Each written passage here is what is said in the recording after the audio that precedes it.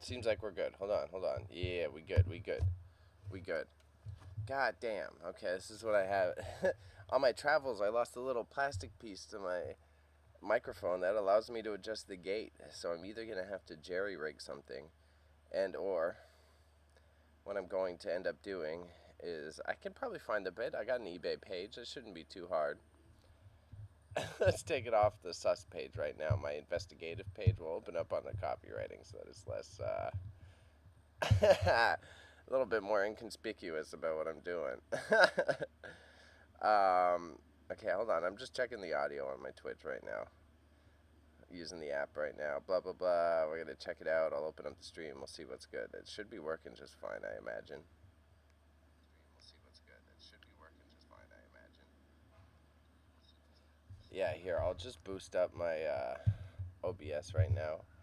Then otherwise, I'm kind of happy with where it's at. We'll leave it at that.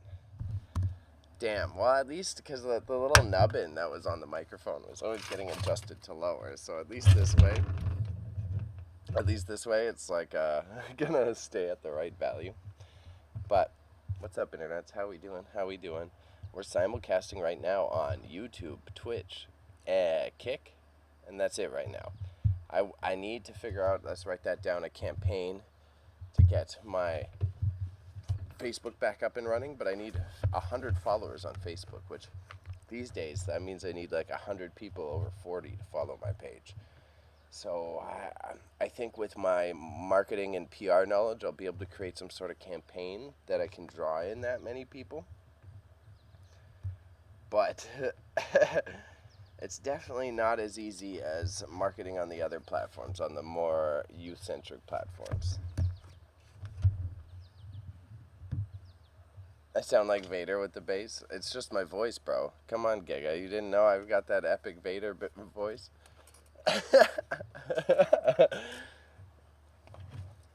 But that's I think honestly, if I had to be a tech geek about it, I think the fact if I sound like Vader with the bass, that means I've got some I got a good quality microphone that's catching all the dynamics.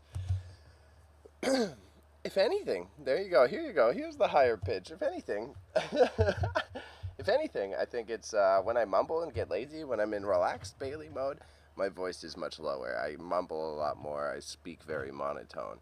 Now, I don't put on my recording voice because I don't really care about adding too much emotion, but I should, when I enunciate, I do use higher vocal ranges. So that's a funny balance. That is a joke's balance, though. Something to consider, too. Especially when I balance out my mics on, like, proper video editing. I definitely have to push up the mids and the highs a little bit more. Here, we'll bring you guys in a little bit more, too, this way. It's something that's common.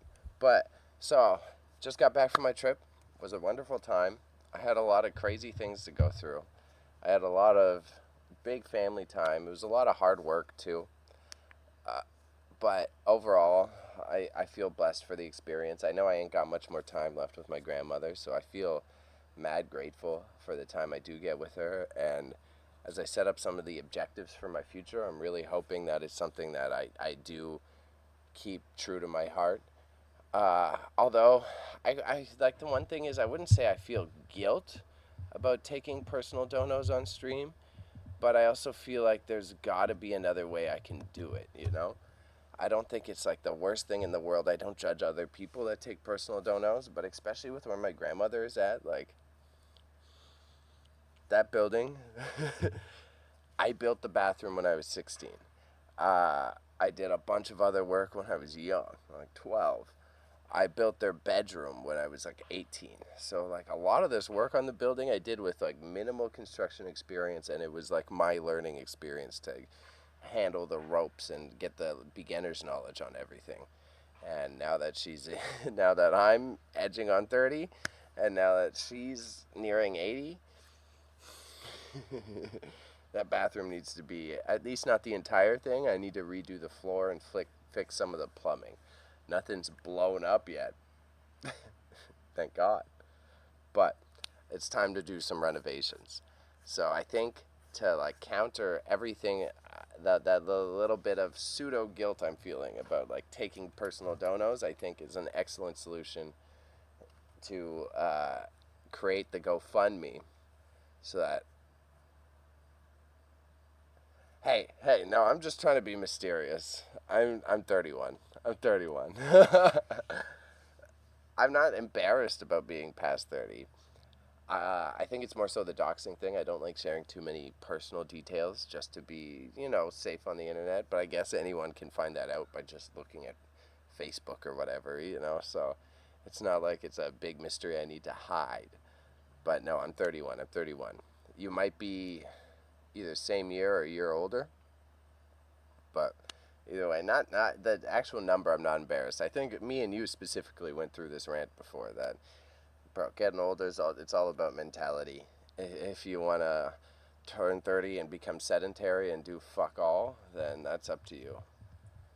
29, yeah, 2 years older. 2 years older. I didn't think that. And hello, Loom. Nice to meet you. Nice to meet you.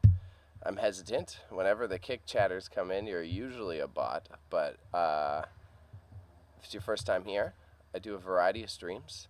I own my own reselling business called Grandma's Dead Stock, so I have a digital eBay store and a physical storefront in Toronto.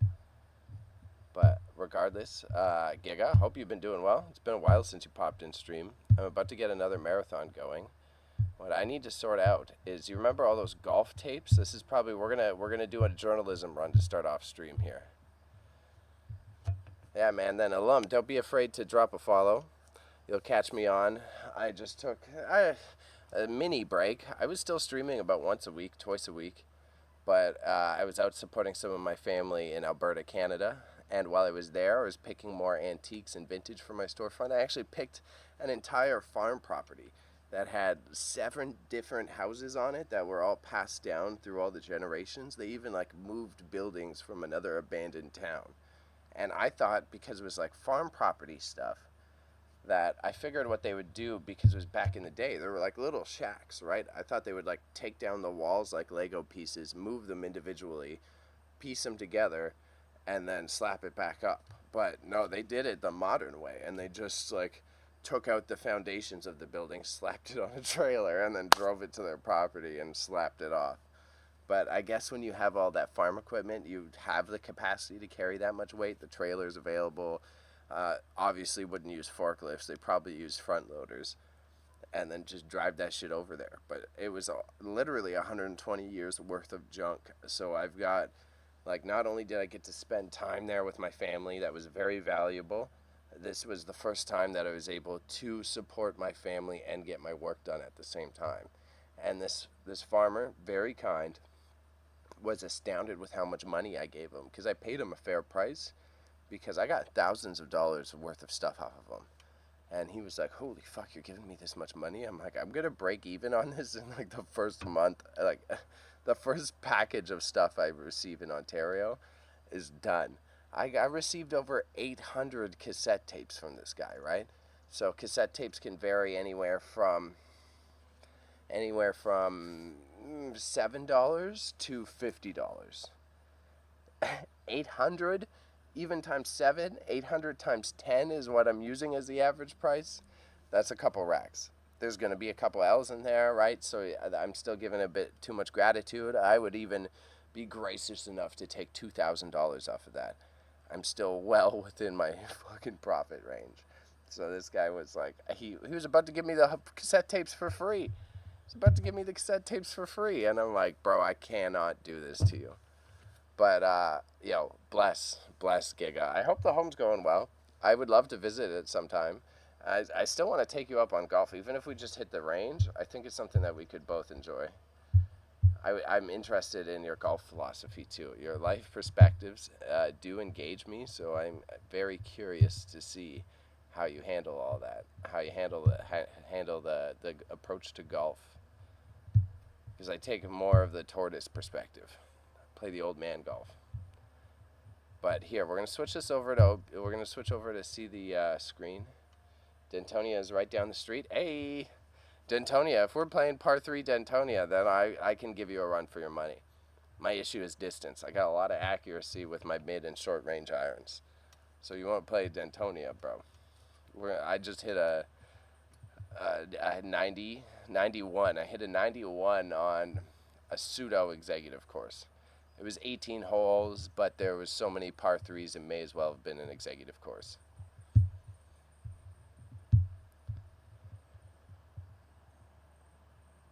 When are we playing? Oh shit, we could do this month if you want. We could do later this month. Next weekend or two possibly. But I also, considering if you want to do a Dentonia run, I could do a Dentonia run in the evening because that takes 2 hours. That's an easy, it's an easy fucking fly through. And then we do a Dentonia in the evening. Probably gonna be able to actually play that shit. I'm trying to figure out where to put my chat so that you guys can see. I'm gonna put it below me for today. Dentonia run we can do in the evening. For sure, for sure. And I'll open this window up like this. There you go, that should help out with some of the stuff. Yeah, dude, next weekend or the one after? Okay, okay. Next weekend, Saturday, I have some reunion plans with someone, so we could either do the morning or I could do the Sunday maybe. We'll be in touch. I'll hit you up on IG. I will literally write it down. Because I fucks with it.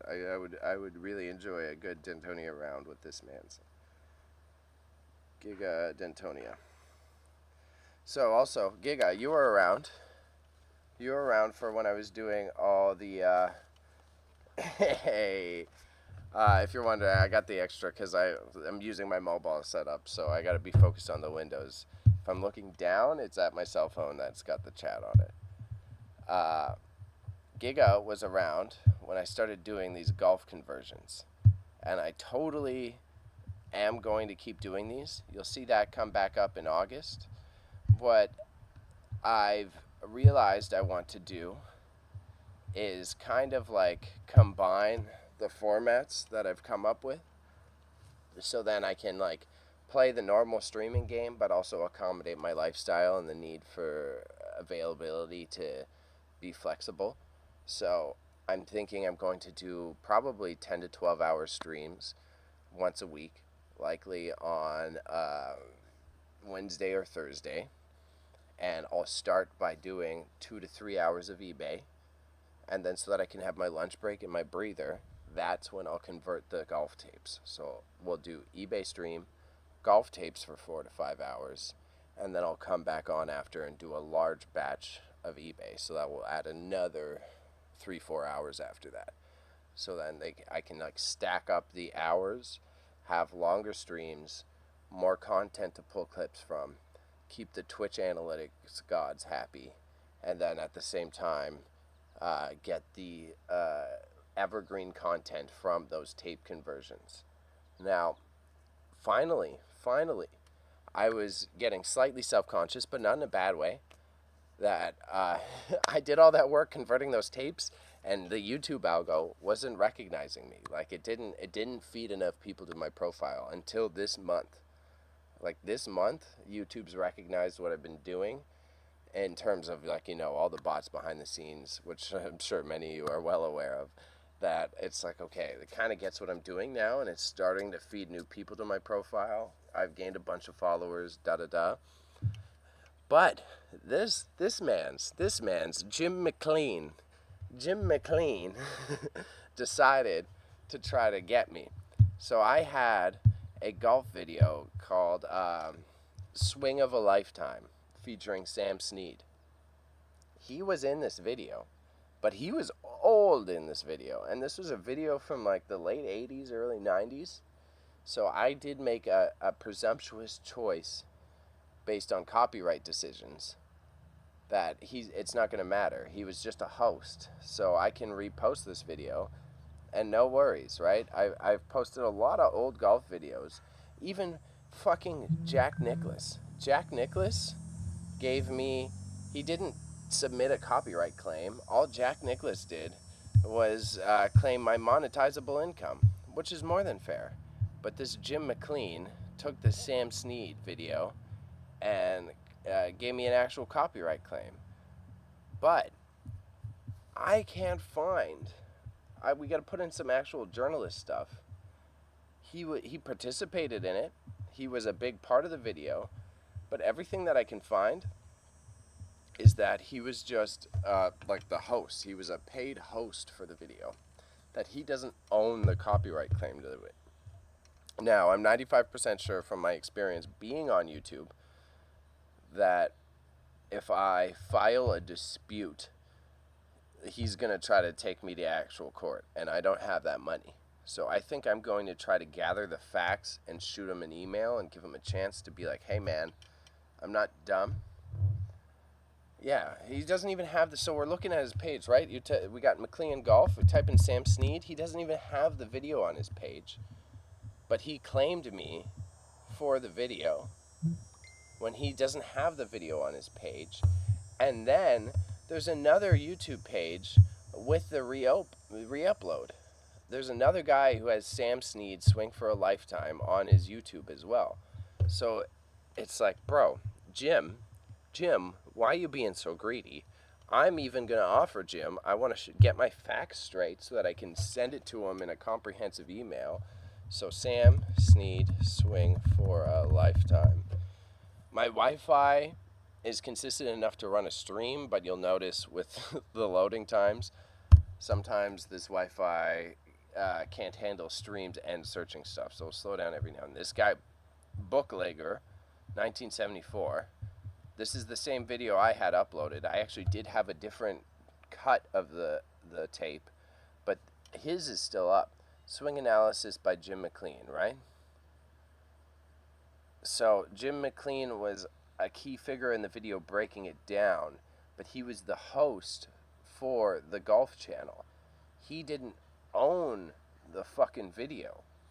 So I want to pitch Jim that, Jim, here, you can, rather than give me a copyright strike, take all of the profits for when my channel does get monetized, because it's not yet, and we can meet in the middle. If you want, I'll change the entire description to be a promotion for Jim McLean, right? Because it's Sam Snead. It gets a lot of Googles, right?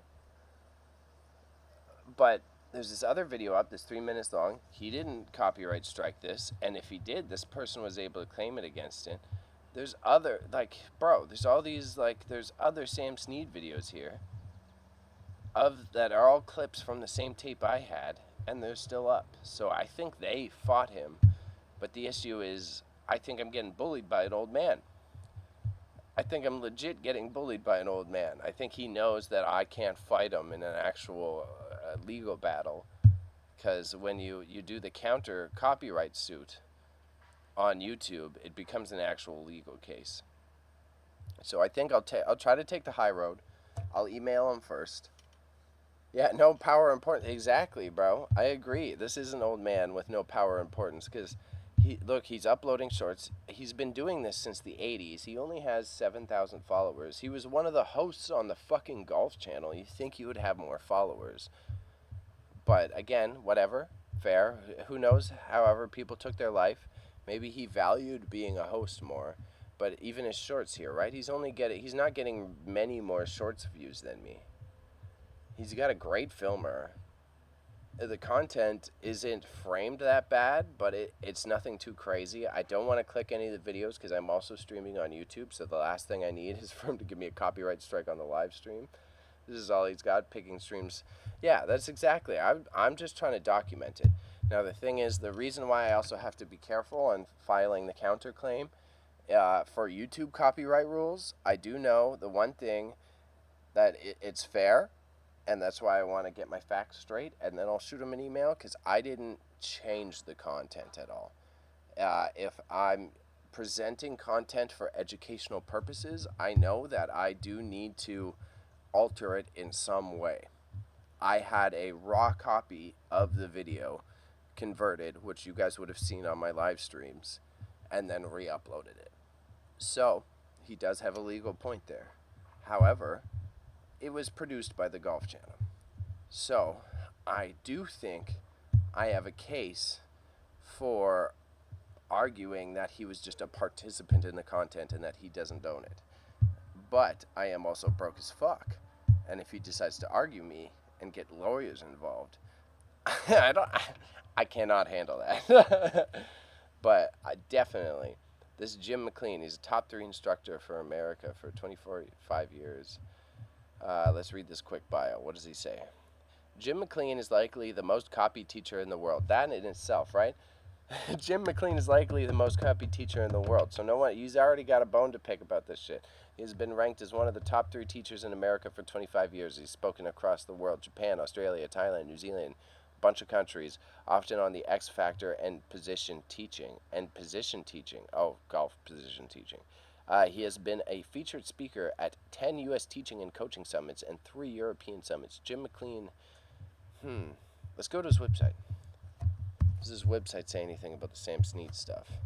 And then otherwise, I already did a bit of cursory research. We're going to go on to archive.com, and I'm going to try to investigate if there's any copies of this video elsewhere and see if it's owned by a production company that he might own. That's the only thing that I can see as a maybe gamble. That the production company that made the video that I uploaded it sold it to the Golf Channel. And then that's why, what the fuck? Sold it to the Golf Channel. And then that's why he's able to send in the actual copyright claim. But it was the first one. That's why I'm not pissy about it. You know what I mean? I'm fucking fine. It is what it is. Everyone gets hit with copyright claims. It was just the first one that YouTube finally picked up, and it made the rest of my channel recognize what I'm doing. So I'm like, it would be nice if I could still have those couple thousands of views. He doesn't even have anything. Jim's credentials, online store, fundraising, what we teach, Baltimore, Miami. So this guy definitely did it by hand. He doesn't have the money to employ an agency to look for these videos. He saw my video in the algo and was like, I'm taking that.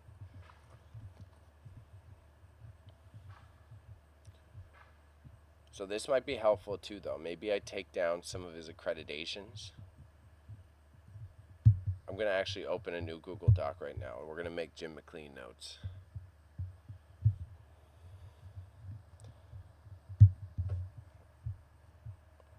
Other champion students: Gary Woodland, Curtis Strange, Greg Norman.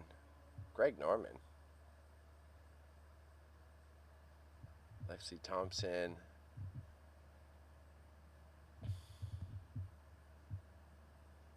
Multiple free clinics at various resorts for veterans through the years. Did clinics for 10 military bases across America. They flew a flag over the U.S. Capitol for Jim. Jim, you're alive. What do you mean? Let's double check the Wikipedia. Is Jim McLean alive? He's got to be alive. Or is this someone trying to make money off of his? He probably has thousands of people uploading vids of him, and he probably takes 10 videos a day. You're probably right. I'm not going to lie.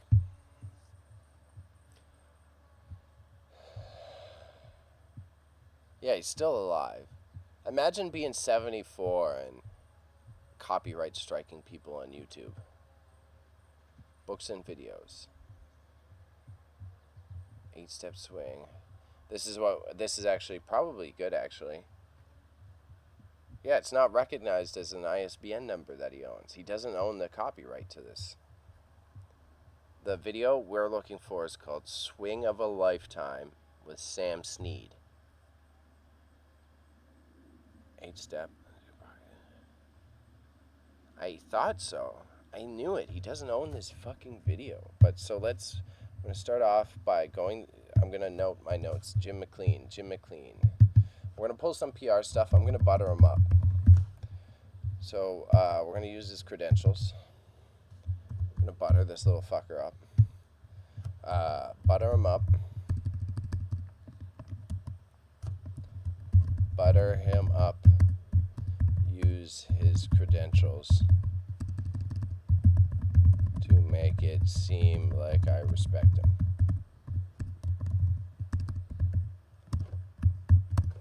And it's a minor case. It's my first copyright strike, so I'm fine being transparent about this. I mean, I'm literally streaming it on my YouTube channel. I think he's too lazy to watch my streams to know what I'm thinking, and he thinks I'm too small. So I'm not too stressed about him watching it, and worst case scenario, first copyright strike is totally fine. Worst case scenario, I'll deal with it. It goes away by October. It's not a big deal. Yeah, it's got nothing listed here as one of his ISBN documented tapes. His books and videos, it should come up. So we're going to go to Jim McLean. Response from Jim, I saw your stream. I heard you call me a bozo, buddy. Jack. Man, he probably talks like Biden. He probably talks just like Biden. Come on, Jack. You can't be taking another man's content like that. This is America. Americans don't use other people's content. But I'm like, what if I make the description a praise to you? This is also proposal.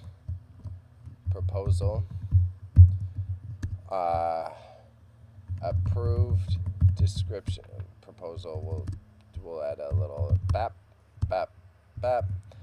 Approved description by you with focus on you. Golf Channel owns this, but we can accredit you for the work. You can also claim the monetized income if you wish. Further, I could provide content from the video if you wanted. Short form content.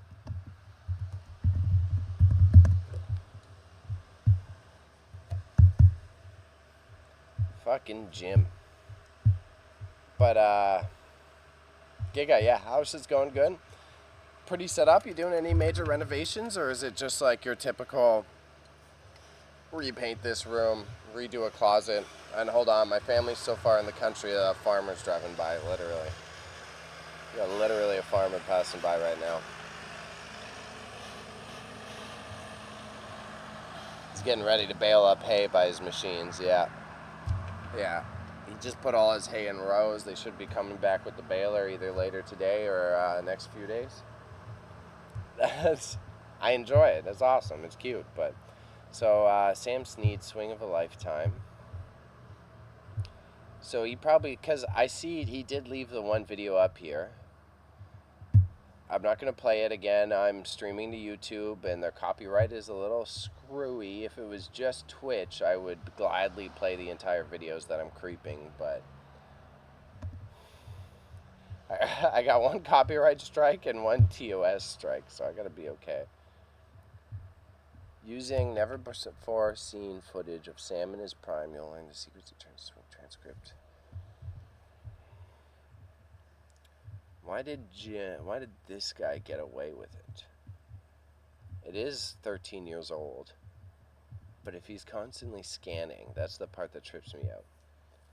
The house I set up is sweet, no renos. Previous owners won the lottery twice. So it's nice, not modern, but nice. The biggest thing is the basement, setting up a unit down there, putting in the kitchen. Smart. You're going to have your basement tenants cover your mortgage for you. It's always the move. If you've got the property big enough. Very smart. You doing a lot of the work yourself? Not, and this isn't any machismo comments on that. I mean, if you got the money and you're busy enough with your work, it's totally fine to hire someone. I got no judgment saying that, but I am curious if you're doing any of it yourself. Because I presume you're competent enough to put in like kitchen cabinets and that type of stuff. But plumbing knowledge is also like plumbing. I totally fine. Electricity is what I stay away from. I don't like doing any of the wiring. I don't want to touch the thing that can kill me in the house. You know what I mean?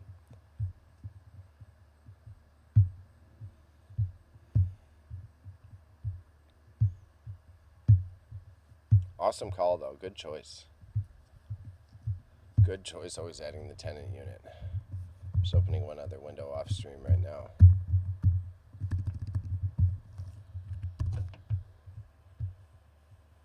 Yeah, I got to plumb the kitchen sink into the washroom down there, set up the cabinets, vent out the stove. And it sounds like similar. You're going to let the other people handle any of the other scary details. Awesome, bro. I'm glad you're getting your hands dirty at the same time. It does feel way more rewarding. Now, again, I'm probably biased. I'm the one who likes working on this stuff, so I'm definitely more biased. Separate entrance, so it's perfect. Oh, yeah. Oh, my God. That's the best. It's the best for, like, tenant control, too, right? Even if you don't have the best one, then it's like 10 times less shit to worry about.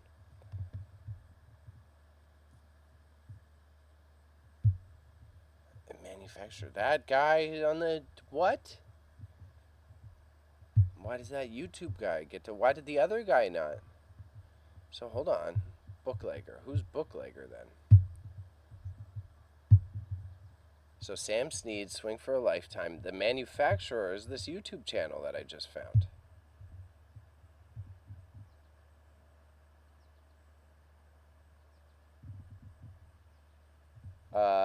Using never...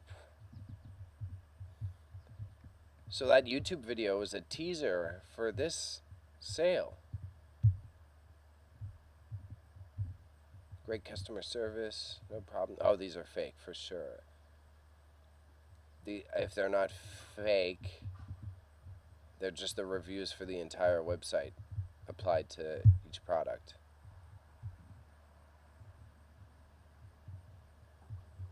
What the fuck? Why is he listed on it? Who's Booklegger?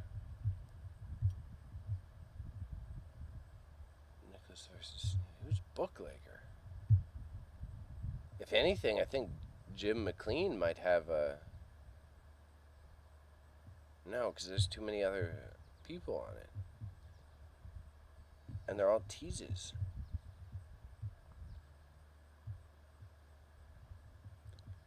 April 2009.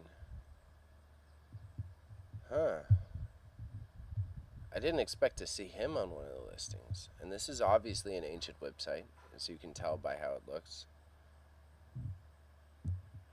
Whenever I bump into a website like this, it's like clearly, I think this is still, it's CSS coded at the very least. I bump into a CSS coded website like this and I'm like, how many, do you get more than a sale a month? It's gotta be so painstaking to upload products to it. What do they still have available? So I think we found a slight rabbit hole. Who's this Booklegger and why is he allowed to still list it? No, these are all modern golf stuff, so someone's still uploading to it. Just not modern. The Paradigm, Garmin, the Bushnell V5, I've seen that. I know that's the up-to-date one.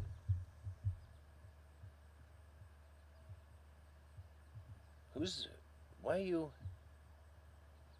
in the whole golf? Jackson, and where's McLean from? Jackson, YW is Wisconsin, I think. Jim McLean.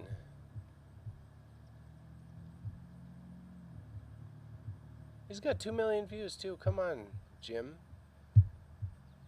Jim should be based in like Miami or something now. Yeah, I wouldn't feel real if I didn't put in some of the work. Hey, I think that's where I think as long as you're humble about it. The most annoying part is someone who has like your position. It's like, oh well, you know, I could have done I could have done. If you're just like honest about your money and your time, I don't think there's anything to discredit the amount of work that you actually put in on the space. I think it gets bad when you're living in your ego and unable. It is on Amazon too, right? And who's the Amazon seller?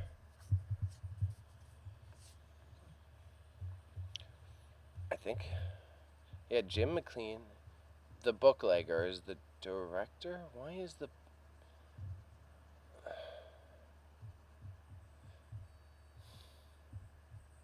Who the fuck is the bootlegger?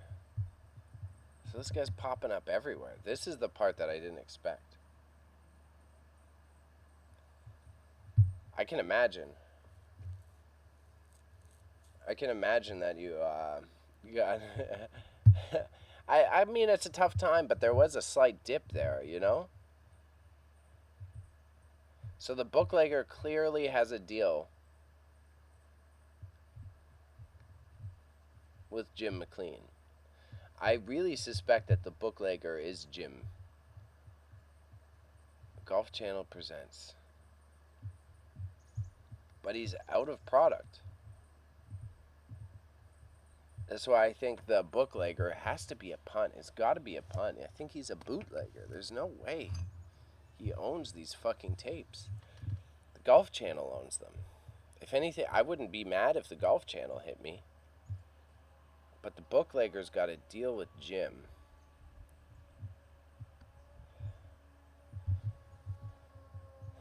Bootlegger. Bootlegger Jim deal. Gave a stink offer. They were extremely motivated. There were listing issues and family drama on their end. Oh yeah, I totally feel that. Here, I'm just filling up Bev. I'm going to leave it running. I'm literally just popping in.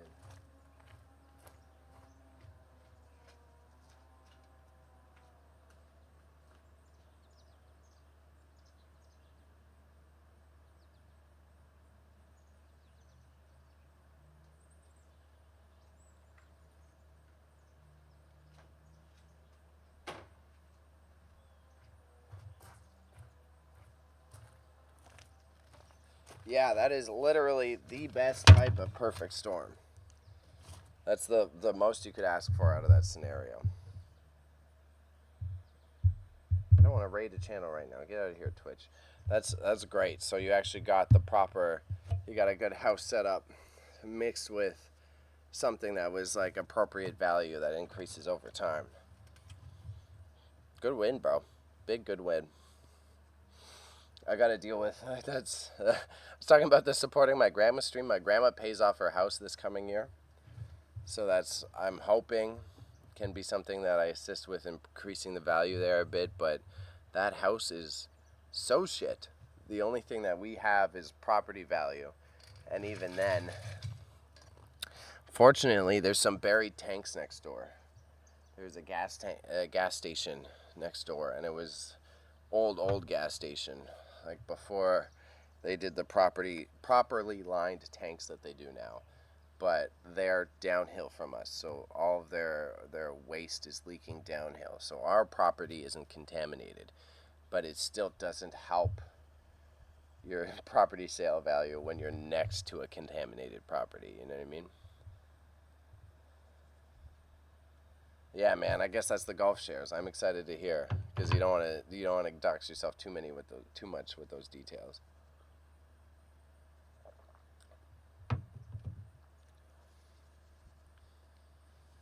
Yeah.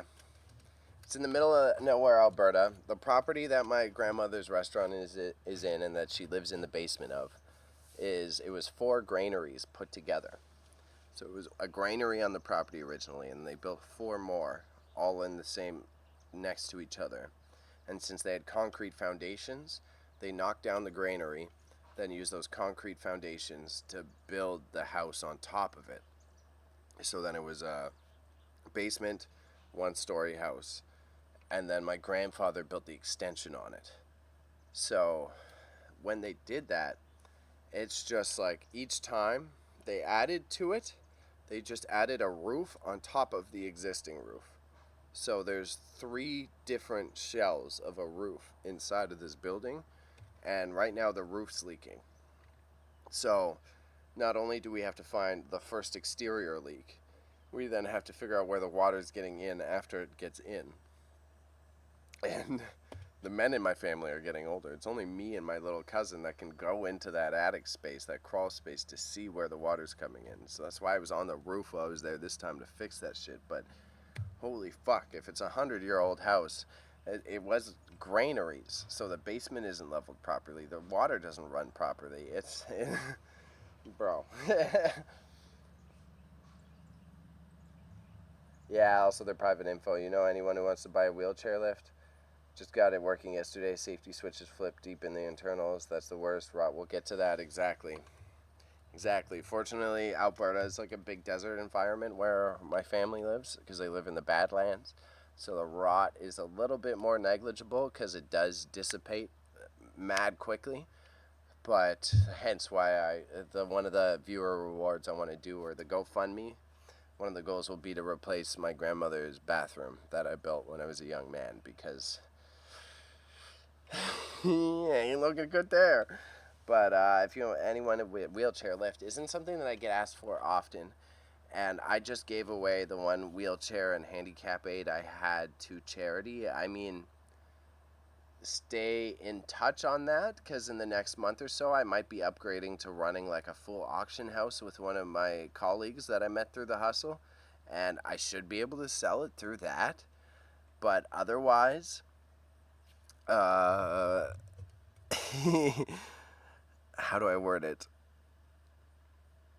More progressive people have placed judgment on me in the past for reselling aids to people who have disabilities, which is a reasonable critique.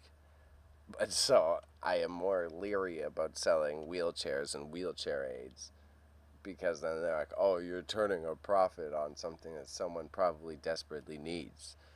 And half of me is like, come on, bro, let me make that money. The other half of me is like, that's a very justified reason, actually. That's a very logical reason for you to protest what I'm doing. That's what I say. I'm not charging an arm and a leg for it. I'm still charging hundreds of dollars below MSRP. But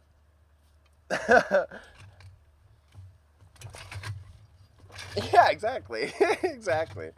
I was holding on to a wheelchair for a while, and I put it on Facebook. Personal people hit me up first, but I put it on Facebook Marketplace and got destroyed for putting the wheelchair on Facebook Marketplace. I had just had mad messages like, you're a terrible person, blah, blah, blah. And I'm like, So I donated it to a church, actually. I donated it to my family's church. That was how I got away with that. But it was taking up too much space anyways, so I was like, all right, fair. I'll accept this out. Wheelchair lift. Yeah. I'll keep in tabs on how that auction house stuff goes, because if that gets kicked up, then yeah, I'll offer the wheelchair lift in the auction house. Okay, so Jim McLean, book later, Jim deal together somehow. So booklegger, golf videos.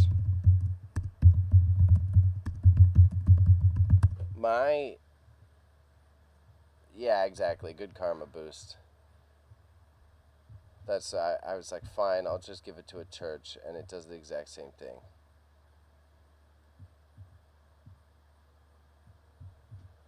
Let's get off of DuckDuckGo for this one, actually. Let's use real Google.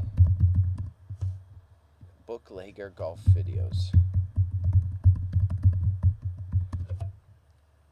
My journalism instincts are telling me that the booklegger is Jim McLean.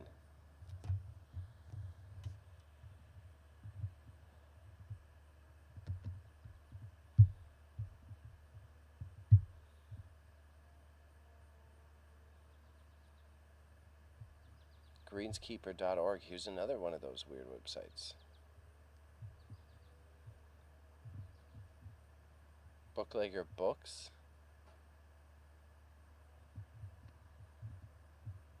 No, so he doesn't. The booklegger has got to be another reseller.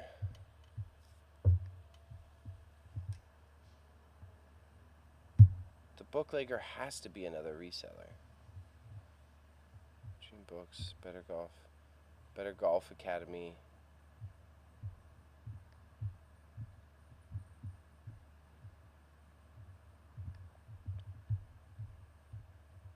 Okay, this is the mystery of what we're going through here. Booklegger, Better Golf for Kids. What is Booklegger? This is the mystery I need to resolve before I message this guy. In the whole golf. Ben Hogan's Booklegger Golf Instructor Booklet. Dinah Craft. The Booklegger. PGA / Golf Digest book and video distribution. I don't care if y'all see my own LinkedIn. The Booklegger is the sus part. So Lori Bailey. I really would prefer not to sign in, if you don't mind, LinkedIn. I'd really prefer not to.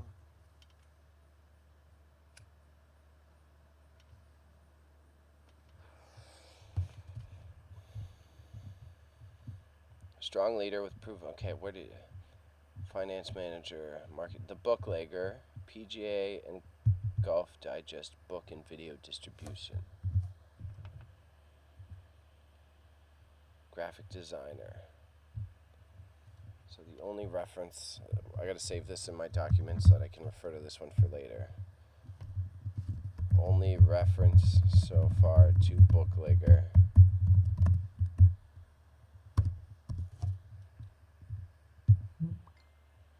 This is sus. This is mad sus. So we're going to take that title that I just copied. No, not. Get out of here. So Booklegger, PGA Golf Digest and video. Because it's not even the golf channel, so I should be able to still take that video. He doesn't own, he's just a distributor. The distributor can't file the copyright claim on the behalf of that person. But I still can't take this motherfucker to court because I'm too broke. And it's just not worth my time. So I need to somehow show him that I figured out all the facts. Not threaten him. And be like, look.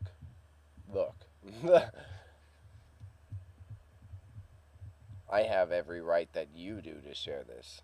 You were the host. I can make the caption about you in its totality.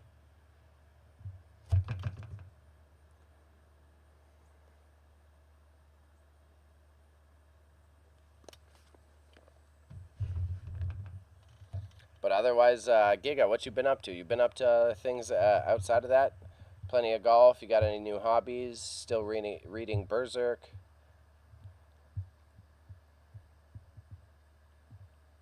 Okay, so he's a distributor without his own website.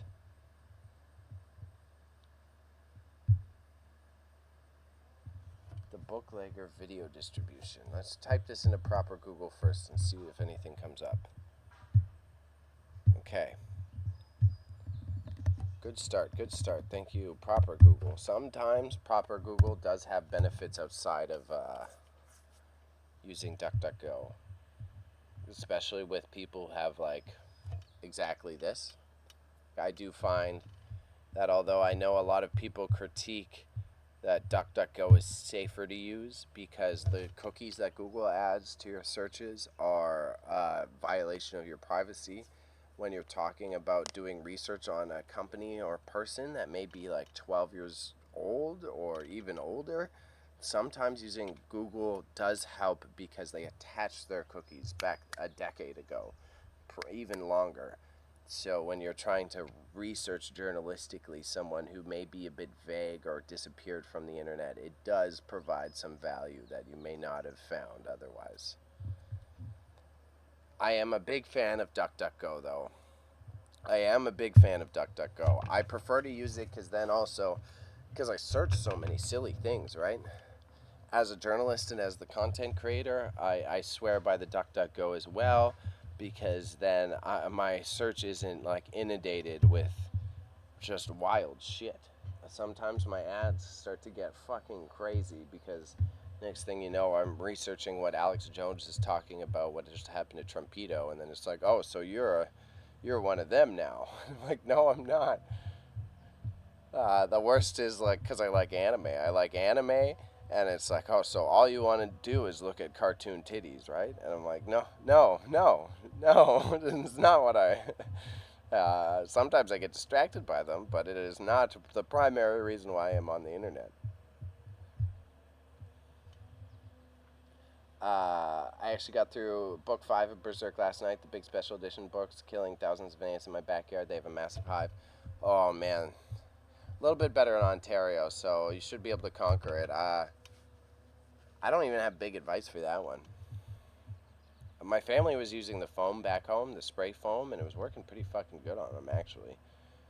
I find that the liquid ant traps work well, too, because then they bring the liquid poison back to the hive. But I still find they're too smart and that they end up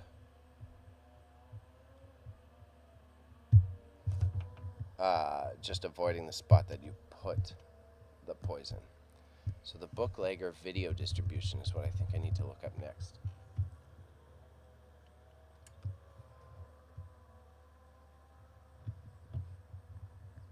Yeah, borax and sugar.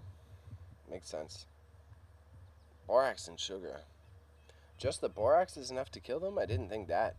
The bootlegger video distribution.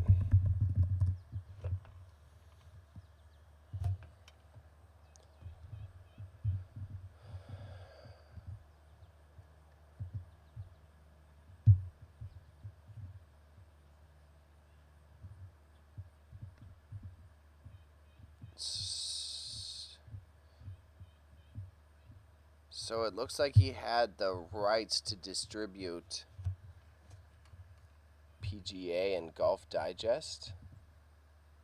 This can't be related. Eureka, yeah, because this is totally different.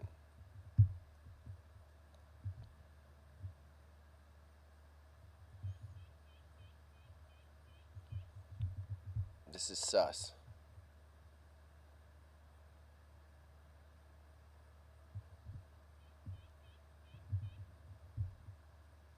Sus. Mad sus. Okay, so this guy definitely just had video distribution rights. So that's probably why Jim can't get to him. But then he's got all these outdated posts.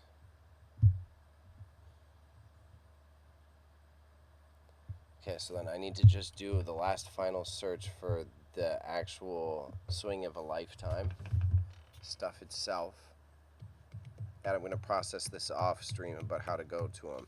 Probably, hey, we're going to butter up Jim. We're going to be like, oh, Jim, I see you've got a lot of credentials. I do very much value it. This video is for educational purposes.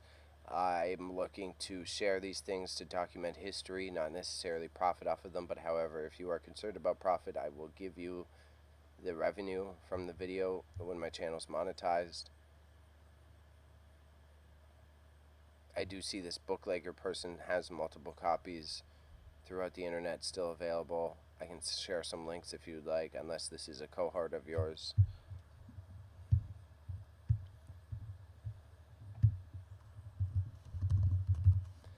Educational documentation.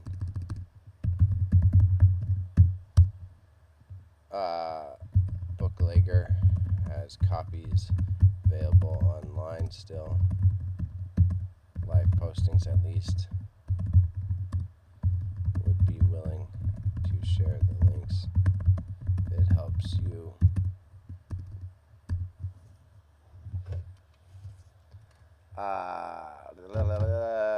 Oh, my family. I was in Alberta, right? My dad, Fox News mans. Big Fox News mans. He's at least objective. He's not a fanatic of the Fox News. But I had to deal with the Fox News takes on everything. The one thing I was surprised, makes sense. Good advertising. But maybe I was like, wow. DuckDuckGo was advertising consistently on Fox News. I like me my DuckDuckGo, so I'm not too judgmental of it. I get it. But in terms of like getting target audiences that are concerned with prying eyes on whatever you're doing on the internet, I was like, yeah, Fox News is probably a great place to advertise your product. Probably excellent place to advertise your product. I just couldn't believe that, of all places, Fox News was where DuckDuckGo was advertising. I feel like there's got to be a little bit, there's got to be some other places that you can place the product that would hit, like either with kids who are terminally online that want to maintain their privacy, like basically the same places you advertise VPNs to the general public. I would advertise DuckDuckGo. But if you're trying to make a quick buck, I guess the Fox News viewers do have a lot of expendable income. They already spend a lot of money on fucking pillows and shit. I'm memeing a little bit there, but I was still surprised. I was like, I guess by advertising on any sort of trad news platform, you're not necessarily taking a political side, but I did not think DuckDuckGo would take the angle of appealing to those folks. Now, again, I'm much more in the middle. I think it's fair for everyone to have their their beliefs on either side of the spectrum. So, meh, whatever. You believe what you want to believe, and I won't hold any judgment against you. But unless you want any sect of people to be completely eliminated from this earth, and then that way, yes, I will hold judgment against you. But I did not think DuckDuckGo would even bother advertising on trad news, but I guess we're getting to the age that even like a 60-year-old who watches Trumpito on Fox is concerned about their cybersecurity, right? But I'm thinking of I'm mixing up acronyms, so yeah, no, SBF is Sam Bankman-Fried. I'm thinking of the older dude who does all his podcasts from Mar-a-Lago. Very tanned guy. Shit, he also uses an acronym. I forget his name. But okay, so Jim McLean, I'm feeling pretty cozy with it. We're going to do this last search for the Sam Snead thing, and then I'm switching over to the GoFundMe start. We're going to kind of I'll do some story time first, and then I'm going to kind of go over getting it started, and I'm going to write the note about my goals. I just need to wrap my head around how I want to format it, and I'll finish it up later this week.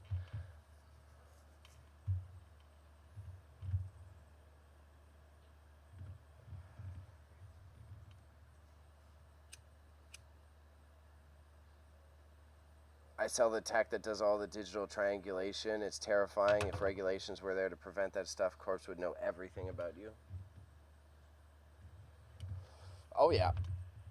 I'm aware of it. It's why I started to get more loosey-goosey. I used to be very serious. I wouldn't have any apps on my cell phone. I wouldn't have any sort of thing that could, like, position my location other than social media. But then it's like, bro, once you get a little educated in how the market is, you can't hide anywhere.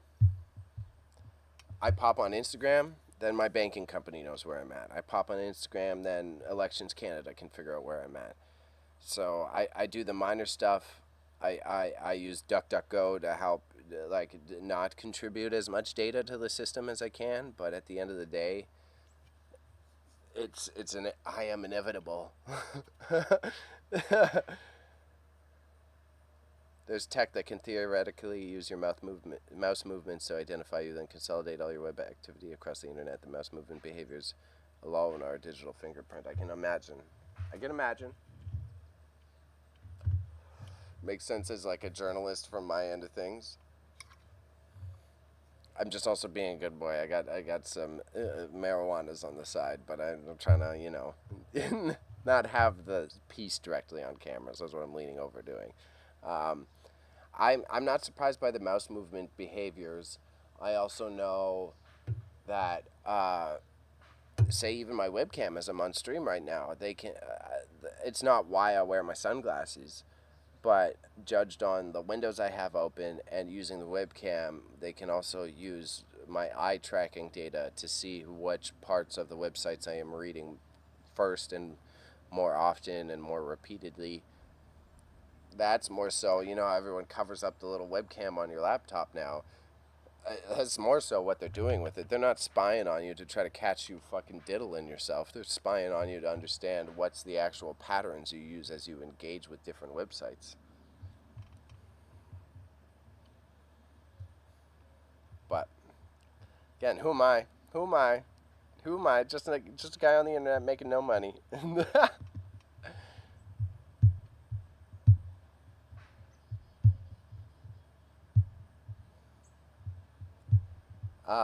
Sam Snead. Sorry, we got distracted. You got me distracted by talking about internet security. Speaking of which, mine's starting to get wild. I have a very, very, very, very, very tiny presence, and I'm already getting targeted for a lot of different types of shit. So I don't know how hard I'm gonna go. I don't know if I want to be full VPN boy, but I need to have a lot more. I gotta have my password stored. There's a lot more I gotta be doing. Somehow, someone addressed an Amazon package to my grandmother's house in my name, but it didn't apply to my Amazon account, didn't apply to any of my credit cards. But someone still spoofed an entire Amazon delivery under my name. I think I need to have a VPN available for when I'm doing my personal surfing, but I know it will cause a lot of issues with my networking for doing streams such as this. It was you when you were high? Yeah, yeah. Totally stoned. And I had, someone ordered 2 can openers, drawer handles, like cabinet drawer handles, and a long sleeve t-shirt. I've already got 2 can openers at home. I don't need drawer handles. And I didn't need a long sleeve shirt. And neither did my roommate, who's the only other person with access to my account. So it's like I think that was a test. I think someone was testing to see if they could spoof my info. So I'm going to look into because I know there's a couple of companies right now that offer scrubbing your name from different databases, primarily password databases and scam callers, like spam callers more so. I'm thinking Aura is the one I might use, but I haven't done adequate research, and I don't want to necessarily just give Aura my money when I don't know anything about them. I know it was started by that dorky guy who went on that YouTube video with the right-wing Navy SEAL. He seemed pretty trustworthy in the video, but I'm not an amateur here. I'm not basing my trustworthiness off of one interview I saw of you. That Navy SEAL. Fucking man. Too much internet knowledge in my brain now. I can't remember this guy's name, but he was talking about all the predators online and how he used to be a predator catcher for the FBI. He used to rig chat rooms so that if people popped in, it would steal their IP and then automatically register it to an FBI database. Which, smart. That one's smart. But if you're smart enough to do that, you're smart enough to fucking trick thousands of people on YouTube by performing a good interview about how you're catching pedophiles, and then use my security service, and I'm going to register it in my own database. You know what I mean? Either way, I don't have time to scrub my own data, and I'm willing to pay the money per month, even though I ain't got much of it. So Sam Snead, swing for a lifetime. Swing for a lifetime. It's not even on archive.org, which I'm going to check right now.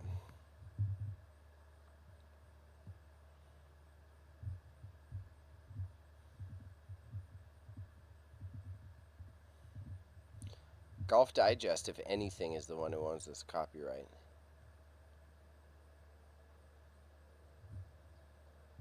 Okay.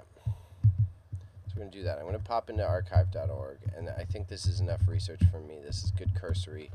And the next week sometime, I'm going to write this email to them. I'll probably do this on stream as well.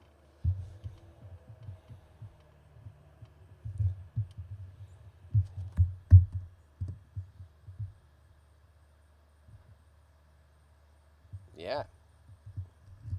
Swing for a lifetime.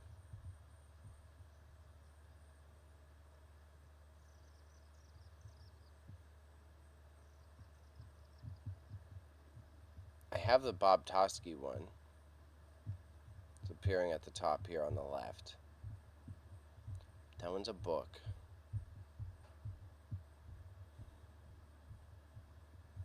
Let's type in Sam Snead and see what comes up first.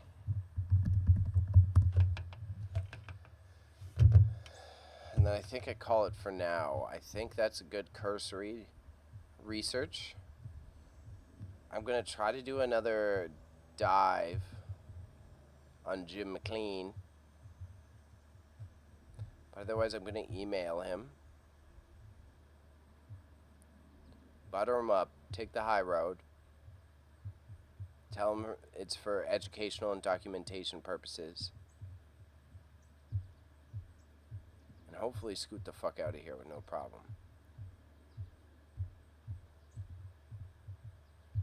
Because he doesn't have the video on his channel. No one else has the video on his channel. If anything, Golf Digest owns the fucking thing. You were just a host. You did get paid to participate, but it is not your copyright.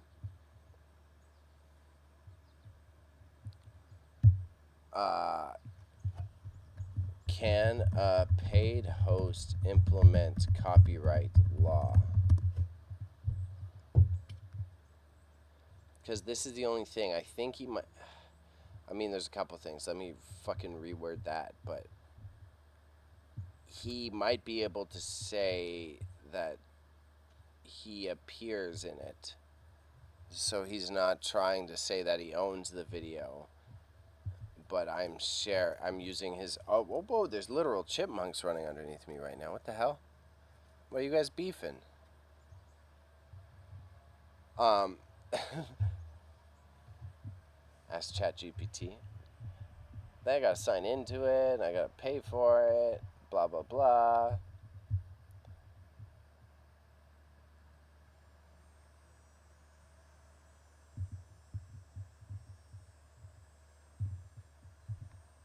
Who can sue for copy? Any person deriving any right, title, or interest.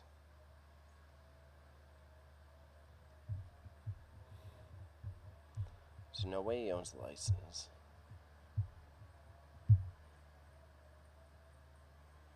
Okay.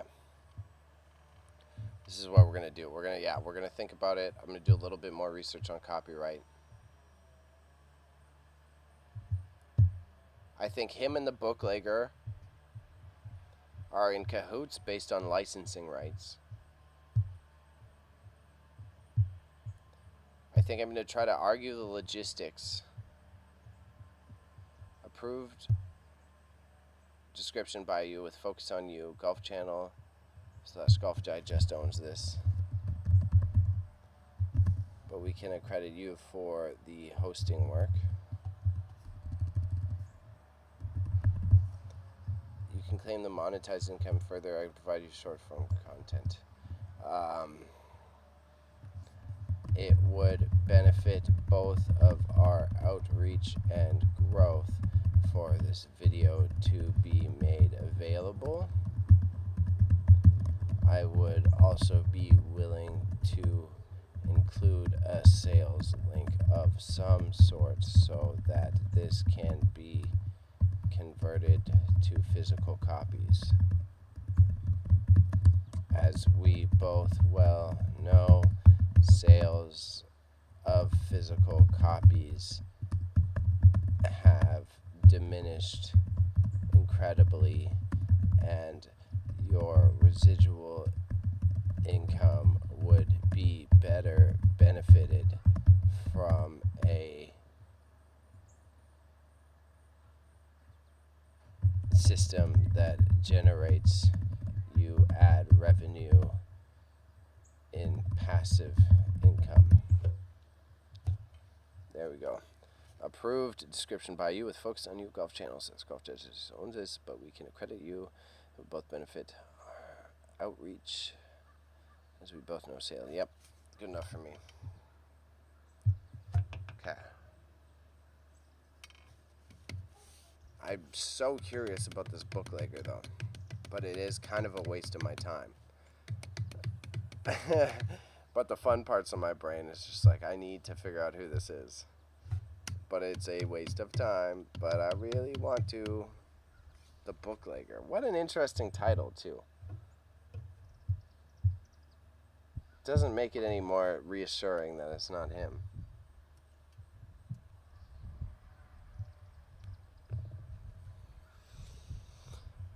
Double checking if I made any sales in my stall right now, right quick.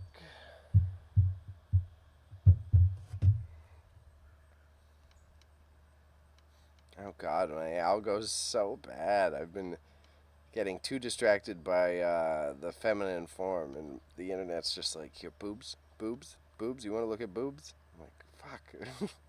Give me a breather. Give me a breather. La la la.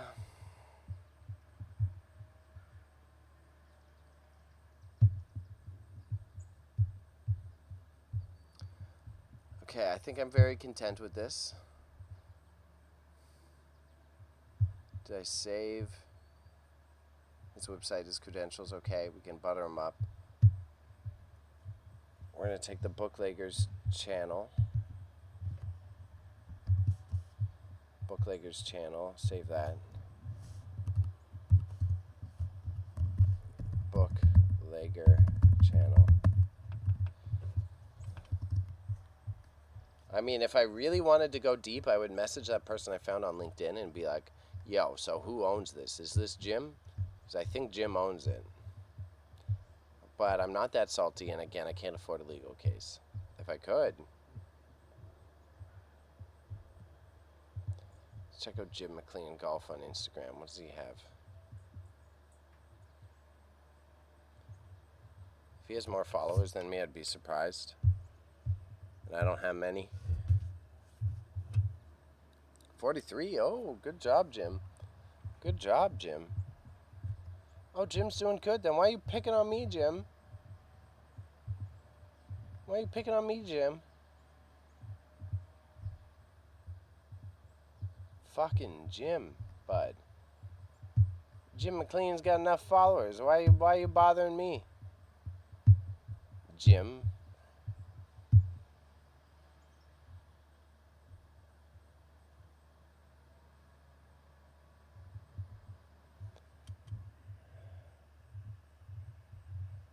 What's his Linktree show? Golf YouTube channel.com, Trackman Guide, autographed book. Yeah. So he doesn't own this video. There's no fucking way as a host he owns the license to it. I'm going to do it the peaceful way. I'm going to submit it, email to him, and we'll see. I really don't want to get caught in a legal case over one stinking YouTube video. I don't think it's worth my time. And money. I ain't got the money, bro.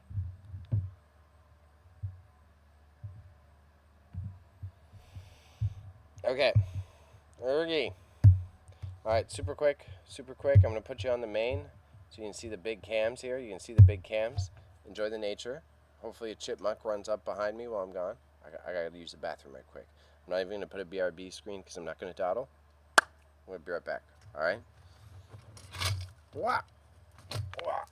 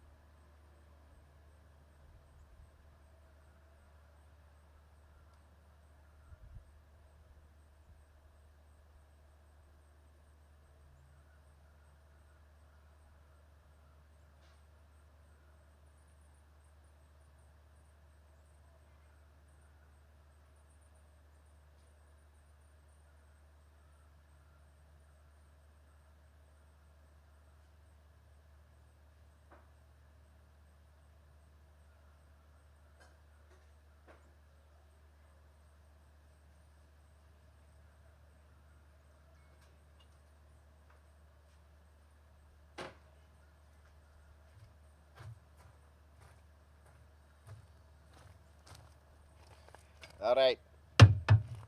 We have returned. Wow. Okay, let's open up the Twitch window again for me.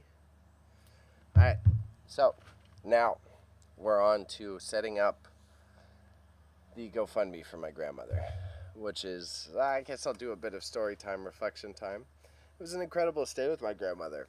I absolutely love spending time with her, but it's a big big reminder of the environment I came from. Hey, my fam lives in the environment. I didn't just pee in the backyard. Okay, I ran inside. The door's right there. But the funny part is, fam ain't home, so their main bathroom's getting renovated. Just is a wide open concept. So what it was for Bebe is to run in the place, doors wide open, go right there, come right back out. It took all of 2 seconds to get that done because they ain't got no doors on their bathrooms right now. Same thing. My family got a good W with that property that they purchased, but it's because the last guy did not actually do any of the fucking infrastructure work. He just prettied it up so that I could sell for a bit more. And then as soon as we started investigating and taking off some of the siding, it's like, yo, this is fucked. um, the way I worded it was like, I walked into the house. My parents bought the house, and I'm like, it looks like something I could build, and that's not a compliment. If I know how to build it, not a compliment.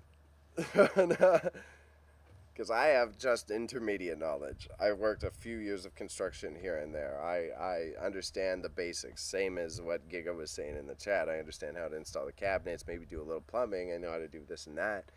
But if you're like, build me a closet from scratch, I can do it, but it's going to look a certain way. And if I walk into a house and it looks the way that I would do it, not well built.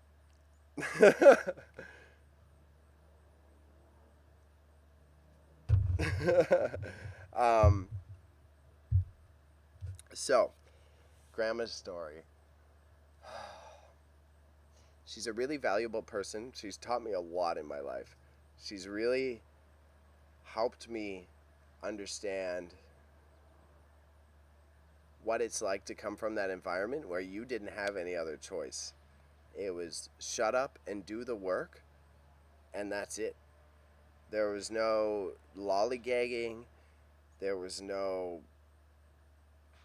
exploring your own emotional development. It was like, no, our family lives in tough times, so this is what we do. Even for the times, my grandmother was technically in a progressive relationship, right? My grandfather allowed her to have her own opinion. She could go out and do whatever she wanted. She could speak her mind whenever she wanted. But at the end of the day, she was still in the good housewife role. So it's this weird trade-off that is, I think, very valuable to provide perspective on the times, because she has that old school work ethic, that old school mentality of getting done what the fuck needs to get done. But at the same time, she never really stopped and asked questions often. So, with that valuable esoteric version of the lesson, it was mad helpful to me. But now that she's on her own, old man passed away. Old man was the chef. Old man was the world-class chef. My grandfather was a butcher, a baker, and a chef at the same time. He got all the accreditations for all three, ran catering companies, catered movies, did all of these different trades, and set up the systems for the restaurant so that it worked well for the both of them. Well, she handled the books in the back end, and she was very capable of running the restaurant. And as I said, she had this independence that she was granted, which was progressive and was abnormal for the time. But now that she's in a retirement, that combo is very intriguingly slightly twisted. She has her independence, but because she was the good wife for so long, she doesn't question or change her ways at the same time. So my grandmother is 78, no retirement options, because our family came from like that little, that there was no money. Some of us could try to support her in living in a retirement home, but at the same time, it would make her so unhappy that it's not even worth pushing her towards that decision. So when it comes to the restaurant and her property that she has to manage now, she feels that not only is she capable of handling it on her own, it's tough to push her towards change. Because you know who used to push her towards change? My grandfather who died, right? So, as she's aging up, unable to do more in the restaurant, unable to work with the systems that she already has, I she's very much struggling with adapting to the times, even when it comes to food cost. We had to push her so heavily to upgrade the pricing on her food because it is wild. It is wild the prices she was charging. She was charging like $6.95 for a cheeseburger. It's made with a bun that she bakes in house every morning, made with all beef fresh that day, and all fresh ingredients cut on a deli slicer that she makes. So when you're talking about restaurant supply, that's a lot of fresh product that if you're not utilizing correctly and you don't have a menu developed to be able to create a zero waste environment, you're just throwing that shit out the window. Uh, More importantly, there's some other insider factors, i.e., the one I will give away is that it's like she was relying more on convenience than ordering in bulk. So she did have a lot of food suppliers on lock that do offer her good prices, even though she's such a small location.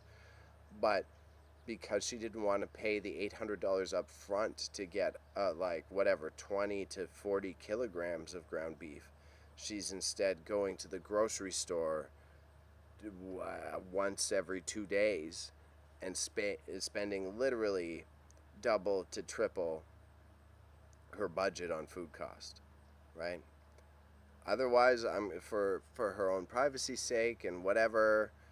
I don't want to go too deep into the actual restaurant running logistics of it, but we've run into this interesting wall that, again, my grandmother, I really valued her independence and her perspective on things throughout my entire life. But now that she has no one else around on a daily basis to make her change, she thinks her ways work and will always work. And some factors, I think it's fair. Some factors, you're running your restaurant bills by processing them by hand. You've got your server, writes down the cost of things, you add them up at the end, taxes included in all the prices already. So then it's like minimal logistics on your end. You've already figured out your tax costs. It's already calculated. The person just adds up the bill. You charge them. You give them change or you pull out the debit credit machine, process it. Reasonable. That's something you can work around with the times and not having to adapt fully. But marketing to get people to come to your restaurant, it's not done through flyers anymore. When you've been around as long as she's been around, you can't rely on all the elderly people meeting up for coffee to come to your big party that you're having at the end of the month. Because they're fucking 65 plus. They're old now. The people who read the flyers in the grocery store are people that you can get to come into your restaurant, but they're going to spend $20. They're going to get food and a drink, maybe two. So she's hard-headed about her tactics for outreach. And then the very heartfelt and well-meant belief that the restaurant should still operate in a way that everything is provided as fresh as humanly possible. Now, I'm not saying that she should start buying a lot of her products from restaurant suppliers who pre-manufacture white-labeled products that you can just like bake or heat up. But sandwich meats for a deli. Keep it simple. Buying a whole fucking loaf of bologna, right? If you don't have a strategy on how you can use that entire loaf of bologna in place, then let's say poor old Fran orders a loaf of bologna, and in the week that it's open, she can only sell half of it, right? That that adds up exponentially over the year, as well as even being impacted worse by the inflation that's going on now, because those prices are even higher. So whatever, 8 years ago, when the old man was still alive, okay, it's fine, makes sense. The bologna loaf was $15 back then, $20. So you don't use it all. It's fine if you've got some food waste. But in this case, you got to figure out how to make that into a soup. You got to figure out how to bake that into something. There's got to be a way you can make use of that value that you put in, because otherwise that money, it's gone, and your percentages have increased to a point that it is not fucking effective to be offering the freshest food possible, quote unquote. Like, you get a head of broccoli in a restaurant. You get a head of broccoli in the restaurant. You can serve all the floury tips for dinner. You make them into a nice, cute little dish. But if you don't have a use for all those stems and you're just throwing out all the stems of that broccoli, technically that food cost you just spent is closer to 35 or 40%, rather than it should be near 15 or 20, right? Because then otherwise, literally a third of what you just spent in the kilograms of weight for the product is literally getting thrown out. So trying to help grandma change her ways of how to operate her business in a way that's not necessarily the family taking over, but is us trying to make it so it's a viable retirement strategy, is a little rough. Is a little fucking rough. Hence, with all that babbling, why I think I'm going to do this GoFundMe strat. So what you'll see coming up often when I start doing more streams for the month of August is, rather than be like, oh, hit this link to my stream elements and send me money personally, you can go to this GoFundMe page, and I need to figure out how to put the caption at the top. Like, this isn't a pity GoFundMe. This isn't like a pay for my grandma's retirement GoFundMe. This is in place of stream donations. And then that way, as I'm streaming, I can advertise that link. I'll create the chat bot to go in here all the time, drop that shit. And if you want to support me with $10 a pop, rather than like sending money straight to my bank account, you can know that like I'm giving it towards something that benefits someone else. It does directly benefit me, I'm not gonna lie, because you're paying for my trip out there. Say I gotta fix the bathroom floor, but it does alleviate my financial concerns, as well as set her up for however many years she has left. And I think that's something that appeases that guilt of taking the personal money, but also does the right thing of helping my grandmother with her own fucking retirement.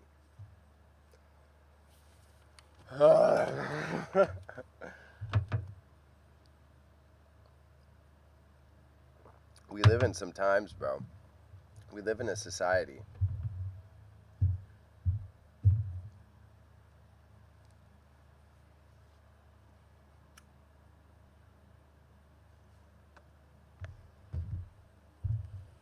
And the family is on the way back here, so I got about an hour left on stream, which is perfect for me.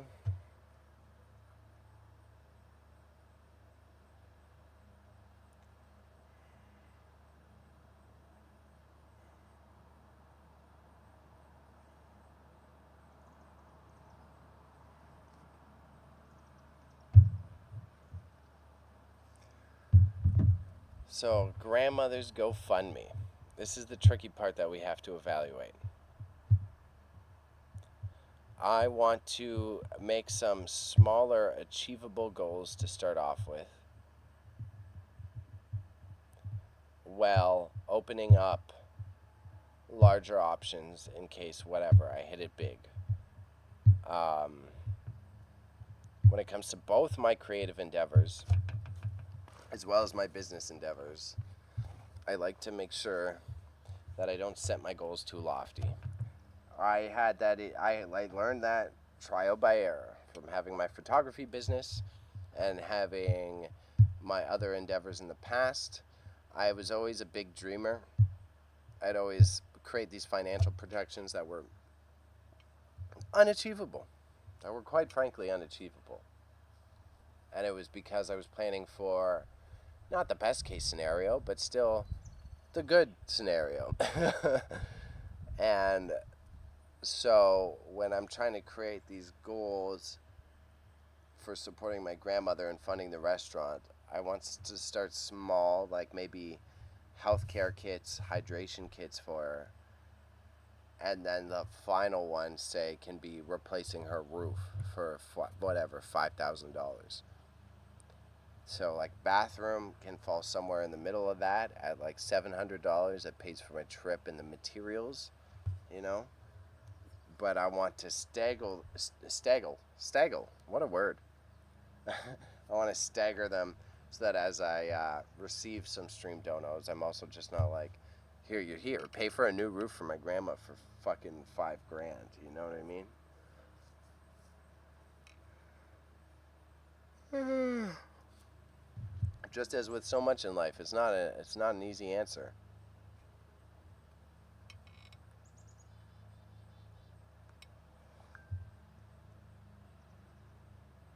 Just double checking the messages. I don't say Jim emailed. If Jim emailed me, that's funny. Okay. I got an eBay message. That's what that was. Jim McLean emails you. I just heard you on stream calling me a scammer and talking about the bootlegger. He's my boy. Stop talking shit. I would love if that came through.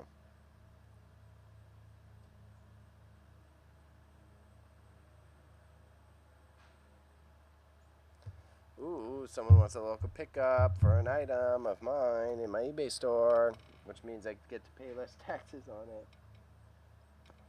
You didn't hear that, CRA. That didn't come from me, CRA. So, as for grandma upgrades, we flip over here.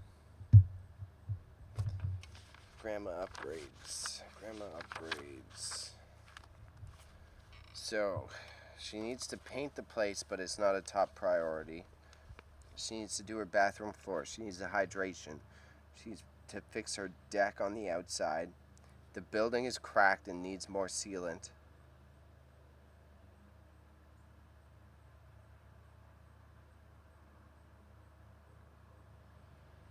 Shop magnet for stickers. She needs to pay for digital advertising. Okay, so let's write the B-Storm. B-Storm upgrade items. Hydration kit. So my grandmother is a literal fucking science experiment. She's supposed to be diabetic, but all she drinks is Coca-Cola. She eats a cinnamon roll for breakfast. She digests so much sugar, and I genuinely don't know how she's still alive. Now, granted, this could be what does her in, and I'm willing to accept that, but it's still fucking unbelievable how she gets by with the diet that she has. So the hydration kit is definitely where I want to start, because I want to get her those little electrolyte packages that you put in water bottles so that she could try one that she likes, even whatever. She already consumes so much fucking sugar, I'm not going to be able to stop her from it, but at the very least I can get her to consume a little bit more electrolytes, potassium, salts, and the stuff that you need to actually process the water that she's taking in. Because even if I were, like, it's at the point of, like, the comparable to an alcoholic. Like, I really think if I were to make her stop taking the amount of sugars that she has on a consistent basis, she's gonna totally just implode. Just crumble into a little skeleton of bones. So I'm gonna try to like give her the sugary juice that also contains stuff that her body needs. Having a Coke right now, yeah, Coke and a Zin, this man popping a upper decky, eh? I guess upper deckies work good for your job too. And you also got the money to get the real Zins. Not that Zionic shit or whatever the fuck the Canadian one is. I'm so hesitant of the Canadian knockoffs. But I didn't know when I was in the UK last. I had no idea. I knew Zins were so big in North America. I didn't know it was like a European thing first. 'Cause the Zins were everywhere, bro. We had Zins everywhere. My stream manager on my phone isn't working. Come on, give me my chat so I can see the wonderful people talking to me. There we go. Thank you. Coke in a Zin. Yeah, she probably drinks 3 to 4 Coca-Colas a day. And the only reason she eats healthy is because she's unaware that her Ukrainian-ass diet has health benefits to it. Otherwise, she's not eating that healthy. But she eats a fuck ton of onions. Literal onion salad. There's your antioxidants, because onions have the same antioxidants as apples, which is interesting if you don't know that. Garlic provides the same benefits that bananas do. Garlic has potassium and enzymes that actually help you process hydration. So it is interesting when you talk about like heritage diets, because like different regions were able to balance out their micronutrients without even being aware of what micronutrients were. So you have a bunch of pickled shit as you live in the Eastern Europe. You're actually replacing a lot of fruit-based micronutrients that you weren't aware that your body needed, but everyone systemically was so aware of it, like down to sauerkraut. Sauerkraut is full of probiotics. Same as kimchi.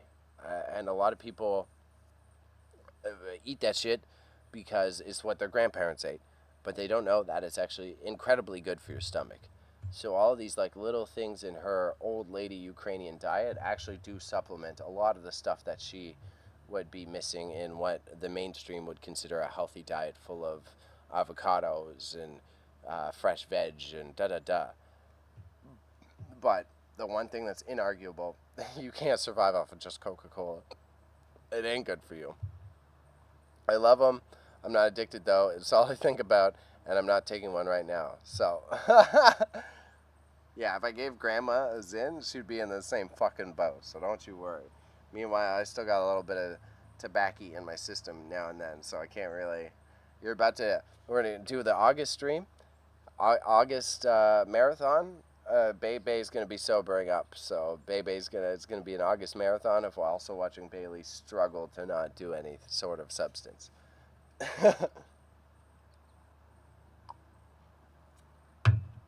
I too would say I'm not at the point of having a full problem, but I've also been complaining endlessly about how little money I have. So I've got no money.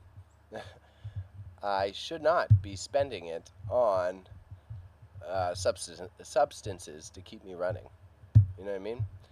But so, hydration kit. Bathroom floor.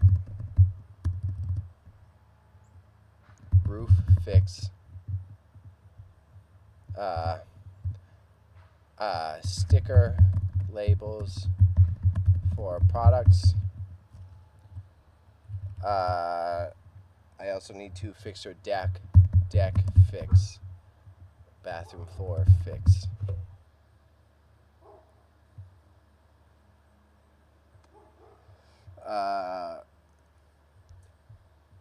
Caulking to seal building.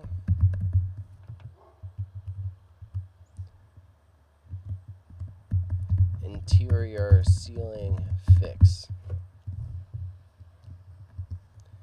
Painting the building. Interior.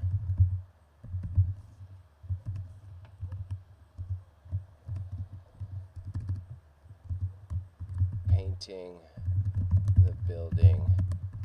Exterior. So, we babbled down that far.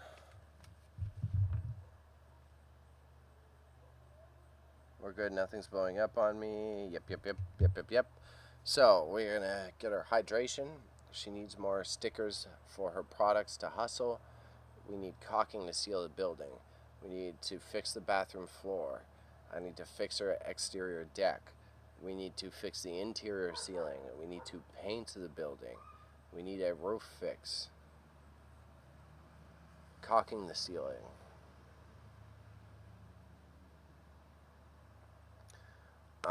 Plumbing fund. Plumbing fund. Maybe we'll put the plumbing fund after the painting the building interior. Plumbing fund. Plumbing fund. There's things I'm definitely missing here. This is framed okay on stream too, right? Yeah, it is. Yeah, it is.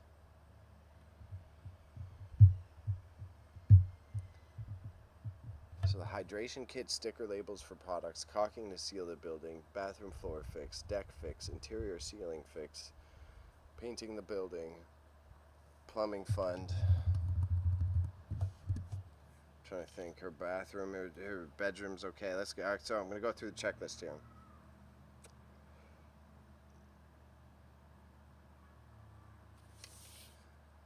Because we need. So we're gonna go outside in. The exterior of the building needs to be painted. There's literal cracks in the exterior.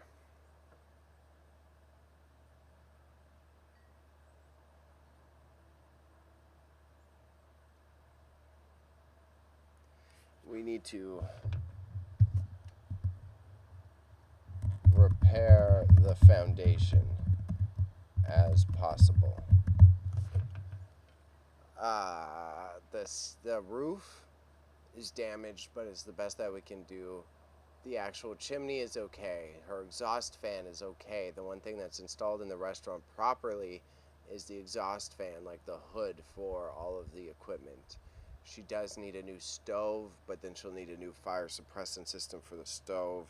The main thing about upgrading any of our restaurant equipment is then we have to upgrade a lot of the fire retardancy systems, and that is something that we can't afford just yet. And it's more important to have structural integrity in that restaurant, because she's in an optimistic way, there's only a few more years left for this woman. So if we're focused on fixing the back end, the back of house of the restaurant, it's just going to be literally ineffective. It's going to be a waste of time, because we don't even know if any of us want to pick up the restaurant after she passes, especially with my life path.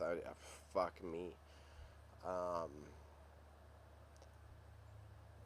The deck needs to be fixed on the one side. It's starting to rot away, and we've cordoned it off from guests because of that. That's already listed. She's getting a new light for her sign already. She needs digital marketing for the outside, digital marketing fund. Digital marketing fund. What else do we need? What else do we need? We need hydration kits, sticker staples. We'll focus on the exterior. Focus on the exterior. We need most of the windows are okay, I think. They could be better, but we ain't got time for that part.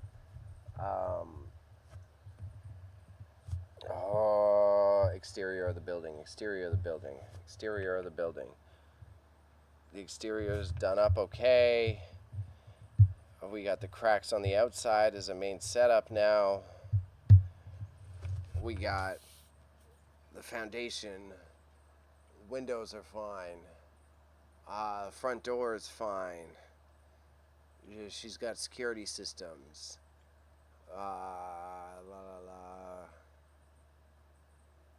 Yeah, I think that's okay for now. So interior of the building. Interior of the building for the main floor. The interior for the main floor needs to be painted. We've got that locked in. The floor needs to be sealed. My dad already bought the sealant. We just need to actually have the time to apply the sealant, because she's got 120-year-old hardwood flooring, which is absolutely stunning. It just needs to make sure that it doesn't rot any further, which I definitely don't think is in the books, but at least the old man's got that covered.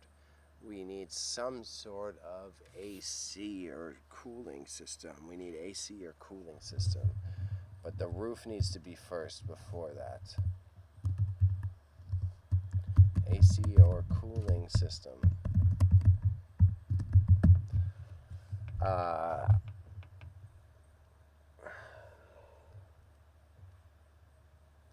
think AC extras maybe, extras maybe. Because that's still the thing is the running costs on running the AC. She doesn't really make enough money to pay for AC on a commercial rent right now. Uh, More fans? Nope. Uh, she wouldn't use a digital POS, so it's not worth her time. The coffee maker's fine. The soup pot's fine. She just replaced her drinks fridge, so that's fine. The catering slash buffet fridge is fine. We've got hot plates for the catering. We've got multiple types of hot plates for the catering. Dishwasher, dishwasher part, dishwasher part, dishwasher, dishwasher, dishwasher, bathroom floor fix.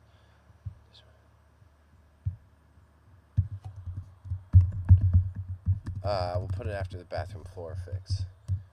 Dishwasher replacement part. We got that to fix. The chest freezer. We've got a new chest freezer. So that's set up well. Her back office is janky, and I wouldn't say great, but it's fine. It doesn't need any improvement.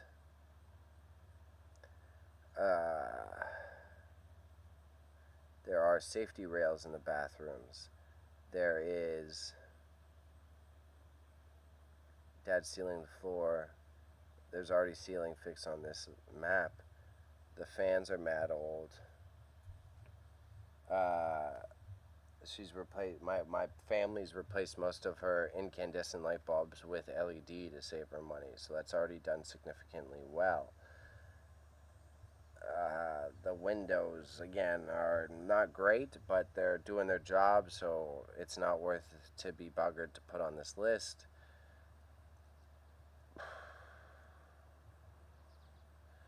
Her actual restaurant equipment is okay. So she's got her meat slicer, she's got her stove, she's got an oven. It needs a new oven, but the new oven also needs a new fire retardancy system.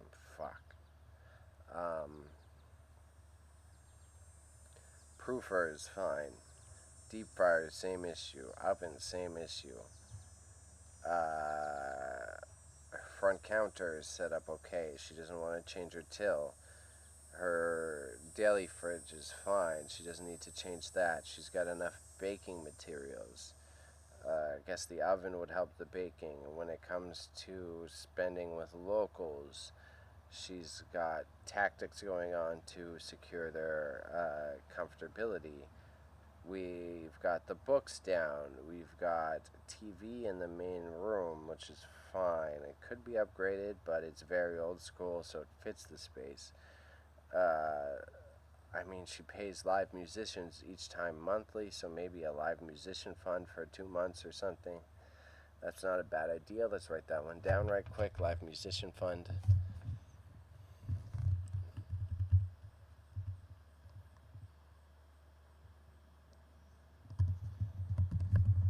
Live musician fund.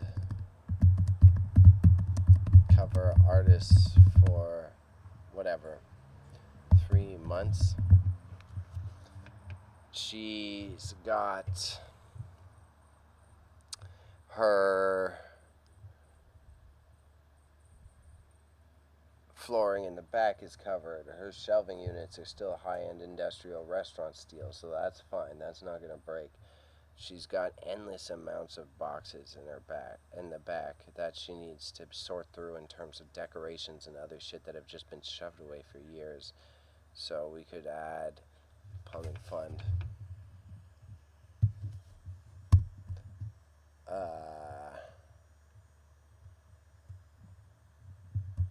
Organization trip. Sorting out excess stock and decorations. She's got enough work clothes for herself to be able to function in the place. She's got a hot water heater that is industrial strength, but not necessarily large, but it does great for the restaurant. She may run out of hot water when she wants to have a shower sometimes, but in terms of running her dishwasher, hot water is never an issue, so that's fine. She does need rewiring of the electricity in the place, but that would be a unbelievable undergoing, so we can't even put that on the list because that's going to be a mess. My grandfather wired the place like a fucking death trap. We need, she's got a new executioner. She's got her scrapbook still going. She does need a new executioner's book, but I don't even know where to find one, so I don't necessarily need to put that on the list. She's got television secured for the place. She's got her restaurant suppliers secured for the place. She's got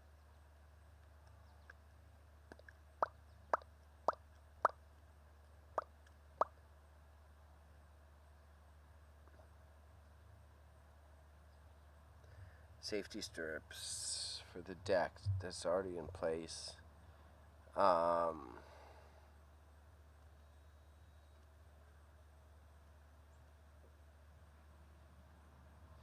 Yeah, I think that's pretty okay. So, hydration kit, sticker labels for products, caulking to seal the building, bathroom floor fix, dishwasher replacement part, digital marketing fund so that you can get more younger people in, deck fix, live musician fund, repair the foundation as possible, interior ceiling fix,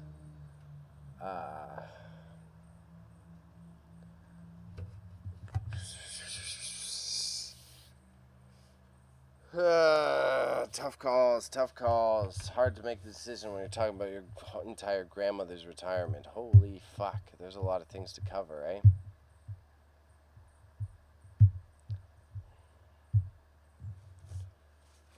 Downstairs, her living quarters. We need to replace the floor to the washroom. Her laundry machines are okay. She's got her own television in her bedroom. She's got, how about we finishing grandmother's bedroom? We can add that in.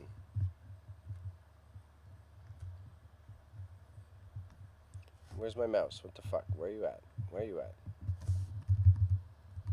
Not here, but that's okay. Finishing grandmother's bedroom.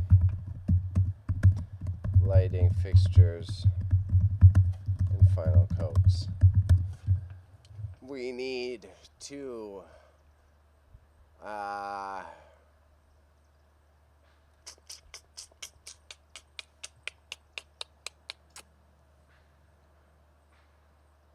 oh, this is a tough one, man.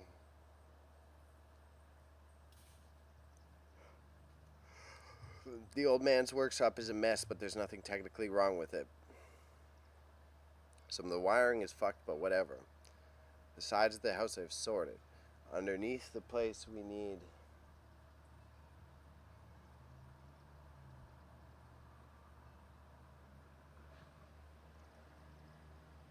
underneath the place for a house, the drainage is set up fine. The windows, maybe basement windows, maybe basement windows.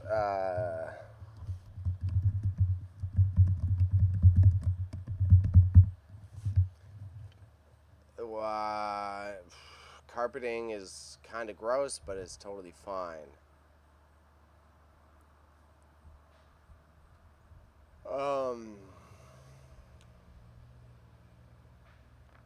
She's got a scale. She's got all the necessary health visits, although she should be going more often. I'm trying to think of more health or comfort focus then. Let's switch to that. Health or comfort focus. She's got all the food that she wants. She's able to sustain herself in that way. She's got enough comfortability in the place. She's able to support other people through it. She's got enough hot water to have her baths every day. She's got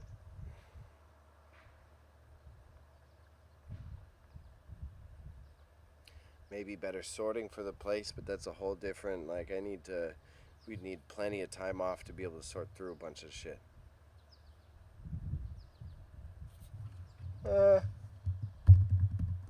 Final is sorting of downstairs and all of the product we've hoarded over these years. Okay. Reasonable, reasonable, reasonable. That's enough. That's a lot of goals for now. I do kind of like the setup that we have because the dishwasher replacement part and all that shit. Hydration kit, that's, yeah, it's over 10. There's like 15 items. They're all reasonably higher. Going to the roof, fixing it pretty high. Yeah, we're going to fuck with that. And now I need to find my mouse. Where's my mouse?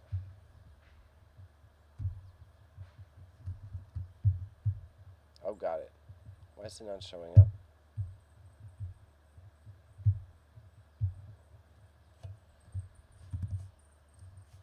Weird. Okay, here we go. Thank you, computer.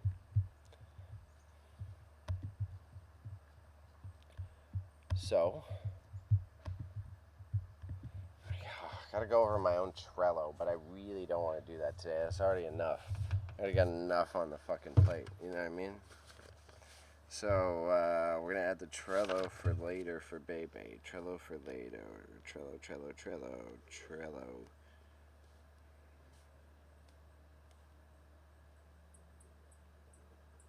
Trello. Tomorrow Eve. Okay, okay, okay. What else do we got? We're all locked in otherwise.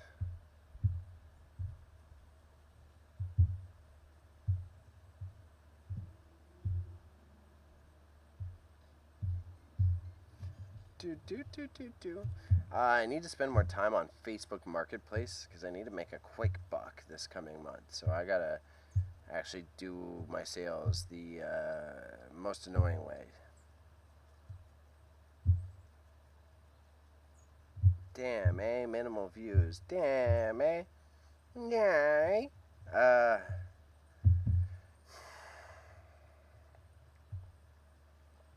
So then what I would say we have to devise next is I have to devise the title for the campaign, but I don't want it to be a, for lack of a better term, fear-mongering campaign. I want it to be clear that I don't want people to be fully paying for her retirement, but I would like the support. So I think we're going to call it the Fran Fund for sure. For sure, the Fran Fund. I think that is a good title. I don't think there's anything to be worried about there. Fran Fund. The Fran Fund. Stream donations for a better future. Let's write down these.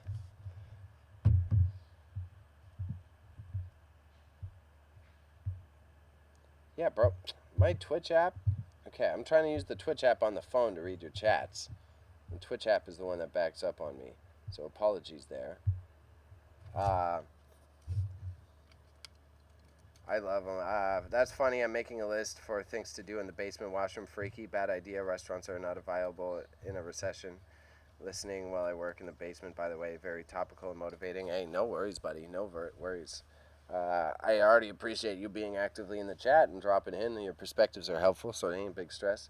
Yeah, it's a trip. It's a trip. Her bathroom could use a lot of fixes. We got to add a toilet to it, so let me make a note as well. I probably need to fix the toilet is what we think is the issue with one of the basement problems is that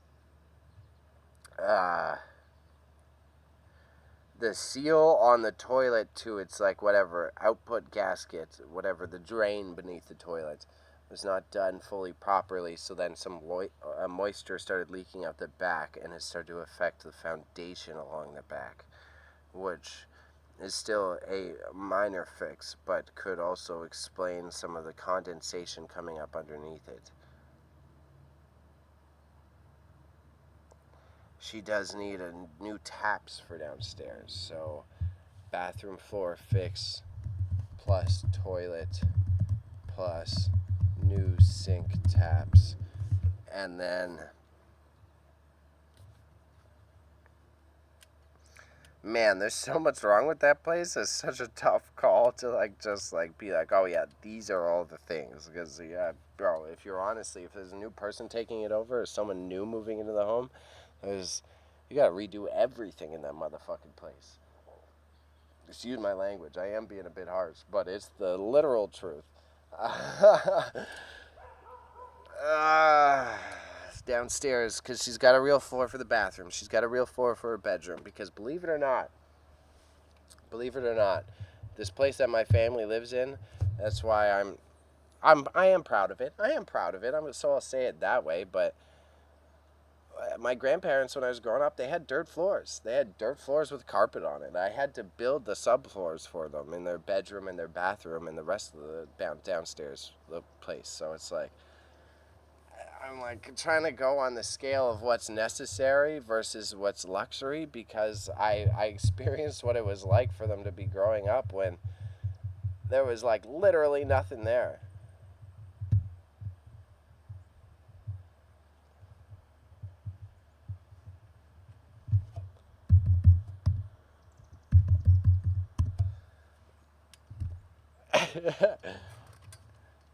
Yeah, no worries on the ads, bro. No worries on the ads, bro. I think you know how to dodge the ads. Um, I was just saying, thank you for stopping in either way. And what was the one thing? Oh, the bathroom. The bathroom. Yeah, because the other thing in the bathroom that we missed is I think when I was young and I installed the toilet, I didn't install the toilet with a tight enough seal on its drain gasket. So some moisture is leaking out and affecting the foundation behind it. Now that there's other plumbing issues, that like compound interests up to creating more rot and mildew and shit. But I was young. I don't beat myself up about that because I didn't know what the fuck I was doing. I had a grumpy old man, aka my grandpa, telling me like, "Oh, this is you do this and you do this. This is how it's done." But as I got older, and I started thinking about it, I was like, "Oh, I didn't do any of that. Oh, I didn't do any of that." So revisiting this list with basically uh, the appropriate amount of self reflection, and then I'm like, oh yeah, I was the one who fucked up a lot of that stuff, but it's not my fault because I didn't know what I was doing. The internet existed, but not in the same capacity. I could have YouTubed a whole bunch of the shit because I was savvy enough back then, but it would have been helpful if I knew a bit more. Either way, it still lasted over 20 years, so that's not too a decade, almost 20 years, so that's not too bad for an amateur throwing it together. But a lot of missed loopholes. For sure, for sure. Oh, I'm a sleepy boy. YouTube is insane cheat codes, for real, for real. That one I do support. The funniest thing I've noticed with a couple of people, even like talking about, yeah, you could literally build an entire house with YouTube. I do agree. I fixed my car off of YouTube. There's so many like very valuable things you can learn off of it. But at the same time, like I was fixing my grandmother's roof.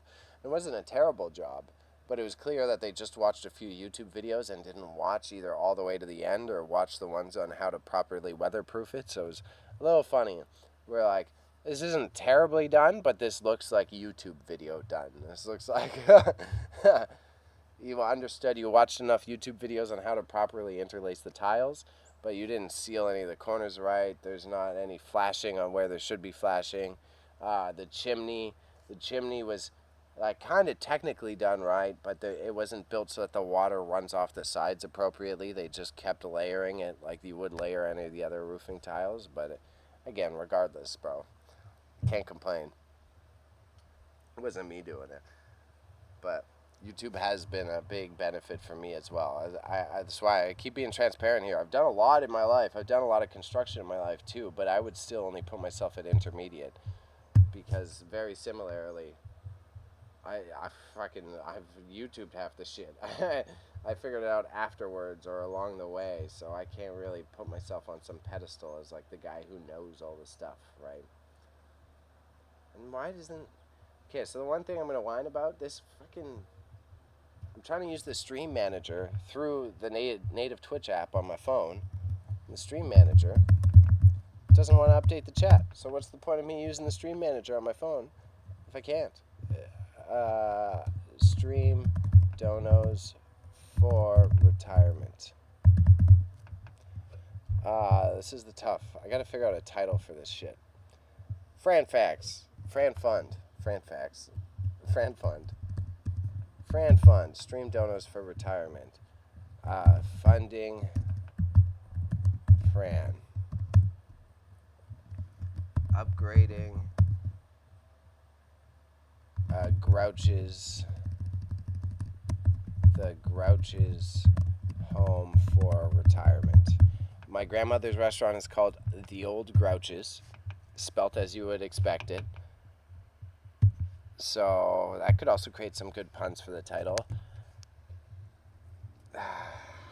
I'm having a mini guilt moment. I'm not stressed out about it, but it's just like I could try to create a big SEO bait or catchy title to hopefully like convince randos to donate to my grandmother's GoFundMe, but that's not my intention. So it's like, how much do I want to focus on the title? I think I should focus on Fran Fund, funding Fran, upgrading the Grouch's home for retirement.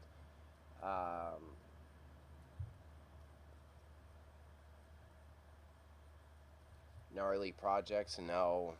Too egotistical. Why do I need to put my own name in it? Way too egotistical. Fran Fund, funding Fran, Fran's Fun House, Fran's Factory. Again, Giga. Yeah, take this, Giga. You want $1 million idea when you're rich one day? You got to create a retirement home for people like my grandmother. So it's got to be a retirement home, but it's a licensed casino. It's got a liquor license. So it's like a retirement home, but for people who don't want to just like be squares and play bridge. So you create a retirement home where all the old people are allowed to like gamble as much as they want, drink as much as they want. You need to have the quote unquote alternative retirement home. It creates some sort of fund where it's like they have all the amenities in house to still party and go off as their old age. I'm willing. I just want to see someone make this. Yeah, well, all the old people already fucking. We already know that through the statistics. You may as well just let them go nuts and have 70-year-old orgies. And then you're going to get so many more rich people applying for these retirement homes. Like the swingers retirement home. Bro, you got to create alternative retirement homes, and there's going to be so much money in that. But I ain't ever going to be able to fund it. And that's one of my IP ideas that I am not selfish over. I just want to see someone make this. I want to see the gambling retirement home, real bad. I'm willing. Someone else can steal that idea. I just want to see it happen. Funding Fran's retirement, Fran's fun time, Fran's fun time, Fran's fun retirement. I'll write it down for the sake of being a writer. Fran's fun retirement. The Grouch needs a fix. The Grouch's last huzzah. The Grouch. The old Grouch. The old Grouch needs some new kicks.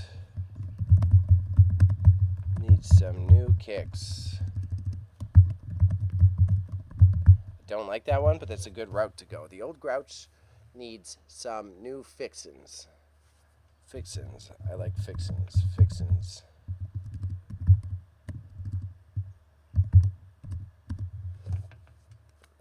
Fran Fund.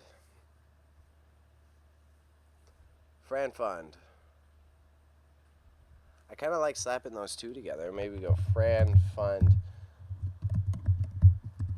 The old Grouch needs some new fixins. I think that's it. I think that might be it. Let's keep going, though. I do like that. Fran Fund. The old Grouch needs some new fixins.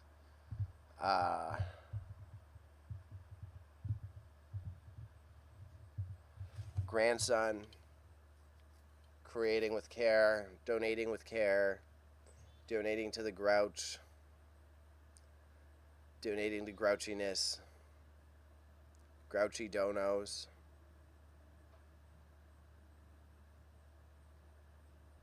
Group Grouch. Greatness. Grading. No. Generating. No. Too long. PR voice came out right there. Generating social influence. Generating was one of the words that we were told not to use in PR college because it's so easy to use and it's too long. You want to make anything sound like you're doing a good job, you're generating something. I'm generating profits. I'm generating viewership. I'm generating positive influence in the community. But holy fuck, you could use generating with any single word in the dictionary. So try to avoid it.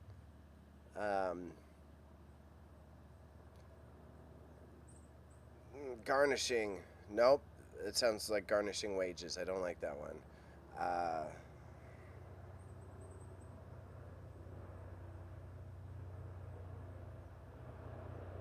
Creating a retirement.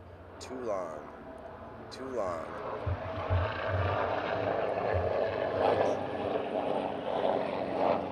Oh, it's the hospital helicopter. Swindling. Swindling. Swindling funds. Swindling.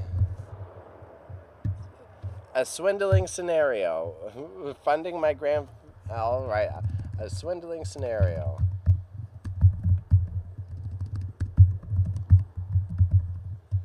Funding my grandmother's retirement.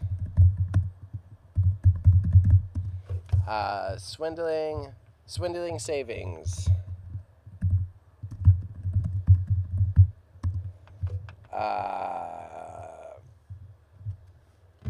Swindling a future. Swindling old age. Swindling retirement.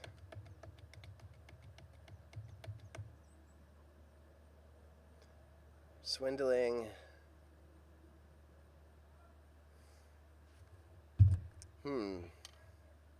Sore feelings and sad pocketbooks.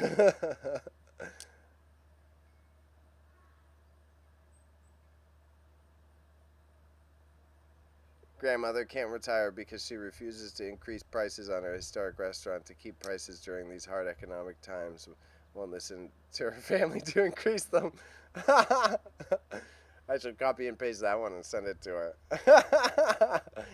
Let her know that fucking investment guy said it as well, and she'll shit herself. But that's my grandfather. My grandmother does have a great sense of sarcastic humor. I could make it. Grandmother refuses to retire or increase her prices. So ... Maybe. That's not bad. That's kind of funny. Grandmother refuses to retire or increase her prices. Worth writing down at least. We're doing this the writer way. I write down all the ideas that come to my head and then we will review it later and smash them together. Fran Fund, stream donos for retirement. Funding Fran, upgrading the Grouch's home for retirement. Fran's Fund retirement. The Grouch's needs a fix. The Grouch's last huzzah. The old Grouch needs some new fixins'. Fran Fund, the old Grouch.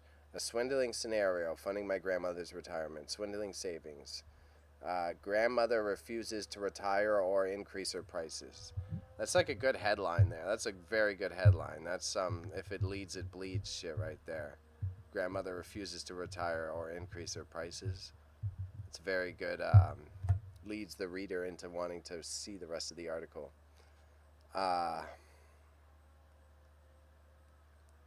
Sorely mistaken. A tale of misplanned retirement. A retarded retirement. I'm not supposed to say that word. You didn't hear me say that. I didn't say the R word. Misguided misfortune. Misguided misfortune. No. Small town sacrifice. No. Too empathetic. Small town.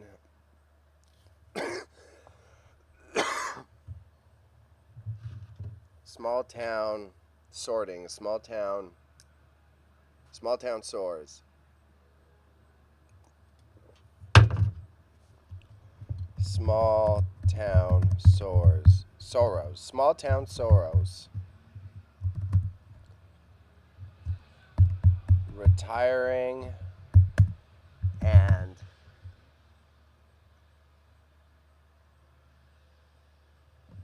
keeping a dream alive.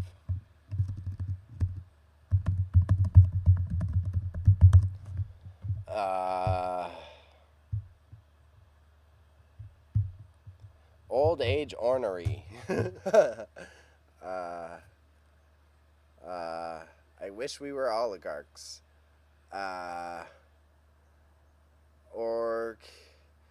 Organizing.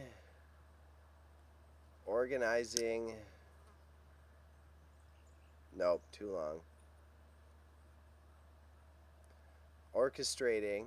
Still, what? I went from organizing to orchestrating. That's even longer.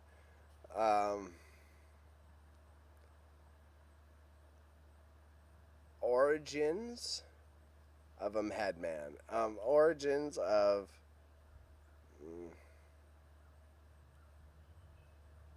Oh, maybe I could make a pun on original gangsta. Original babushka. The tale of hard times of a old Ukrainian woman. No, because that's like OP. That doesn't make sense. Original gangsta is kind of funny. There's gotta be, because I could call her original grandma, the original Grouch. The original Grouch, the OG. The OG plan. The OG plan. One ladies for retirement. The OG plan. One ladies support system to ease off the gas. It's way too fucking long, but kind of funny. The Grouch's getaway.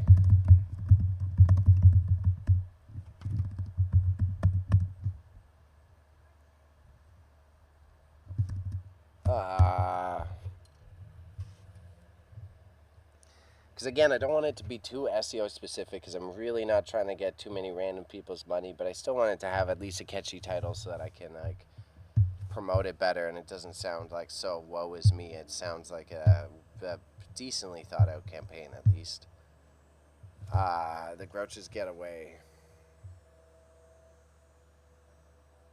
Gouging for grandma. Shilling for safety.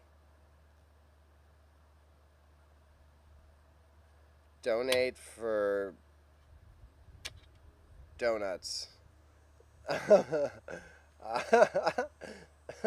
Donate for donuts. Someone else could use that. That's a good Timmy's one. Use that for a coffee brand. Holy shit, donate for donuts.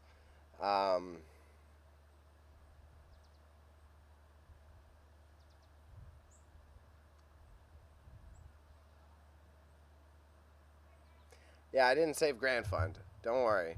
That one came up, but I didn't save that one. That was one of the throwaways. I did the Grouch's getaway. I did the OG plan. I didn't save Grand Fund. I agree with you. I'm totally on board that the Grand Fund is a bad one. The Grand Fund sounds like I'm trying to scheme to some sort of fucking hostile takeover of whatever stocks I'm most interested in.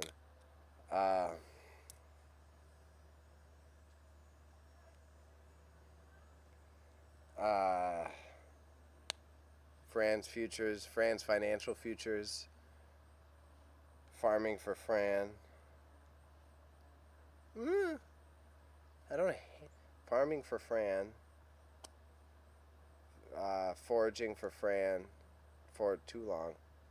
Farming for Fran also feels too long. It's a lot of, and it's too on the nose. A country person sees that, and they're going to think we're actually farming. So that doesn't work, because that if any of her audience sees it, they're not going to understand what's going on.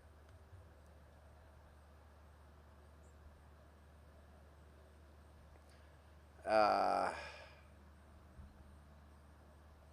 tenacious. Why do I keep picking all the biggest words in my fucking lexicon? That's god damn.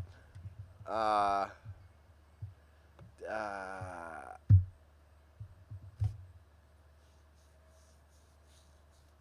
Farming for Fran. Tenacious. Too long.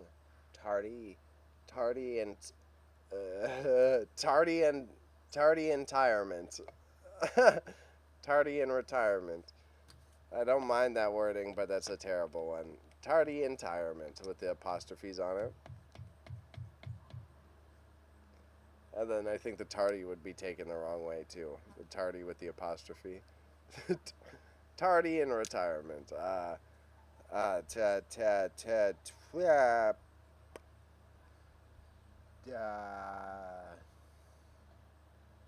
Breaking. Nope, too long. I was gonna make a Breaking Bad pun, but there's no way you can make it work. Farming for Fran doesn't work. Fran's finances. Fran's fiscal fiasco. It's kind of fun, but that's a mouthful. Fran's fiscal fiasco. I'm gonna write it down, but I don't think I'm gonna use that one. Fran's fiscal fiasco. I like how it sounds, but I highly, highly, highly doubt I'll pick that one. But I like that one. Fran's fiscal fiasco. Forcing Fran to have fun. Forcing fun for Fran.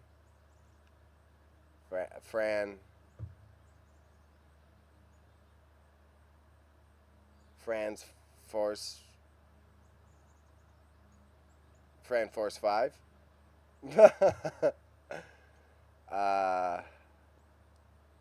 Forking it out for Fran? No, it doesn't work either. That'd be funny though.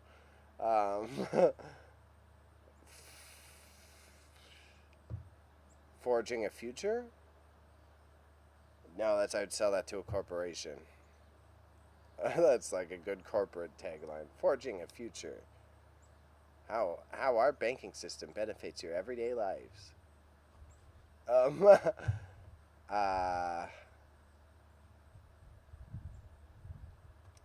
Forcing. Nope. Well, don't use an aggressive word, Bailey. Funding. But then it sounds like I'm begging for the money more so than using it the way I want. Fudging the numbers. Fudging the numbers. Funding Fran's retirement.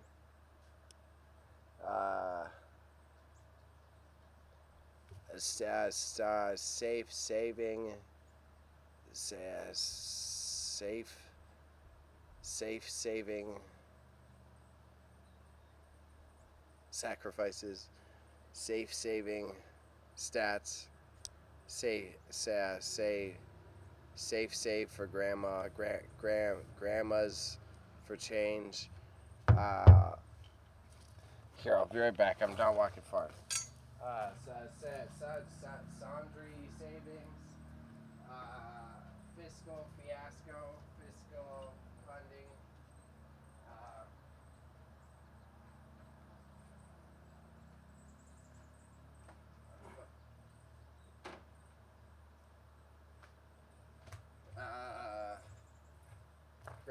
Grand retirement, retiring in fashion, fashionable retirement, funding, safety. There's got to be some options here. Sappy Sunday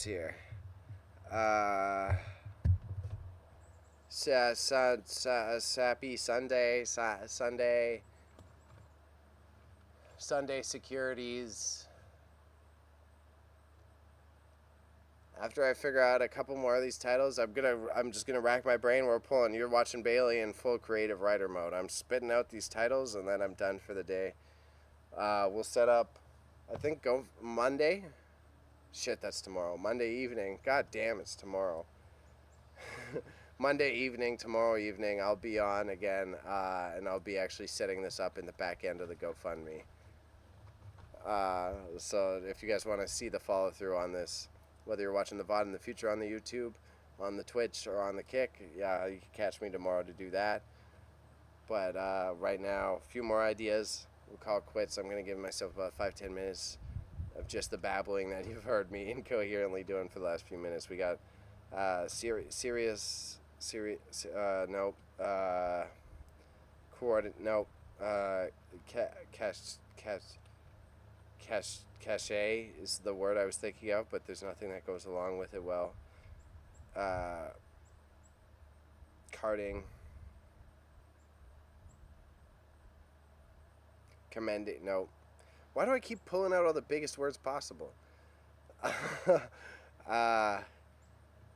Caring and sharing. Supporting my caring and sharing. I don't like it, but it might be a good building block. Caring and sharing. And sharing. Crowdsourcing supplies for retirement. Caring and sharing, caring and giving, giving and taking. Giving and meh.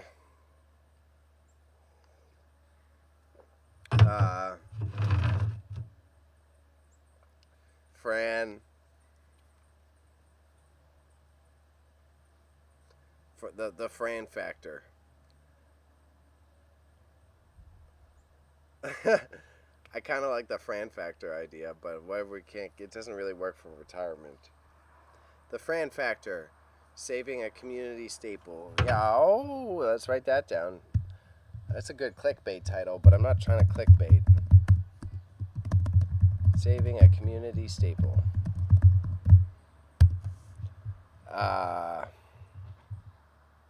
Maybe I could make a pension fund pun. Oh my god, my dyslexia kicked in bad there. A pension fund pun. Whoa, that's a mouthful. My brain didn't like that one. Pension fund pun. But if my brain doesn't like that, it means other people won't, so I can't use that.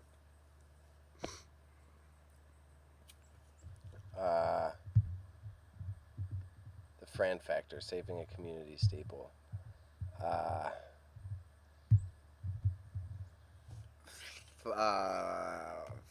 I keep wanting to go to fudging the numbers, but that's like we're not trying to scam anyone.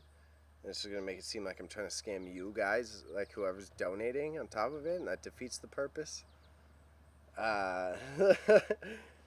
got an ad starting in 10 seconds too. Sorry, Gig. I just checked back on my Twitch page. You got an ad coming. Thank you, Jeff Bezos, to all the other people watching on my other platforms, Kick and YouTube, soon to be Facebook.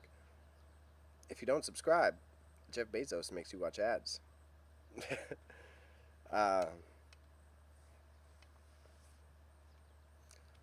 Retirement, residuals, retirement, retroactive retirement.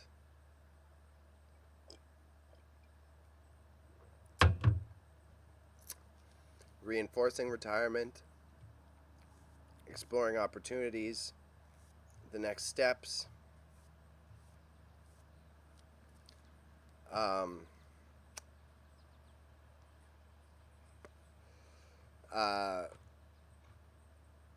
refunding, no.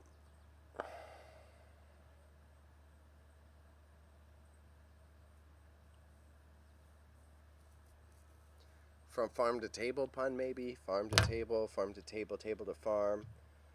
Table to farm, because she serves a lot of farmers. Table to farm doesn't make sense.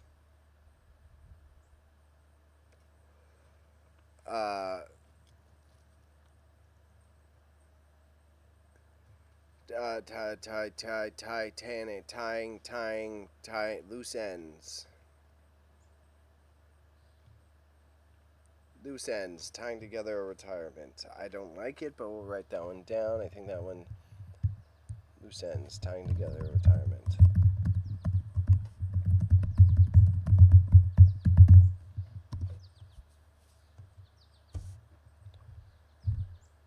Uh,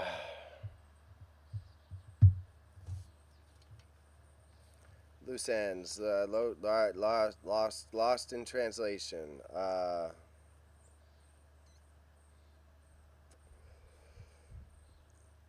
A grandson's retirement fund.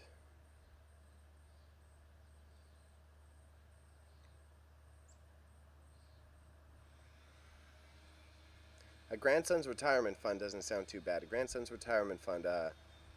Funding my family. A grandson's retirement fund. Funding my family. A grandson's retirement fund. Funding my family. A grandson's retirement fund slash funding a family.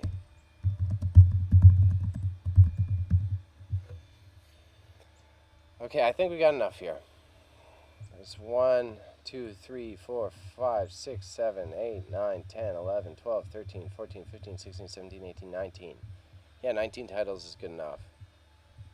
That's enough for me to work off of later when I'm not on stream. I'm basically going to end up doing the exact same thing I just did on camera, just by myself and with some of my some people that I trust to try to bounce ideas off of them, I think. Tough call. Tough one, though, I reckon. Holy shit. And, man, living in the country, there's people running fucking ATVs all the goddamn time. I'm so proud of my parents, my mom, and my stepfather. It's good that they got the nature home that they always wanted, but it's kind of funny, just some of the stereotypes.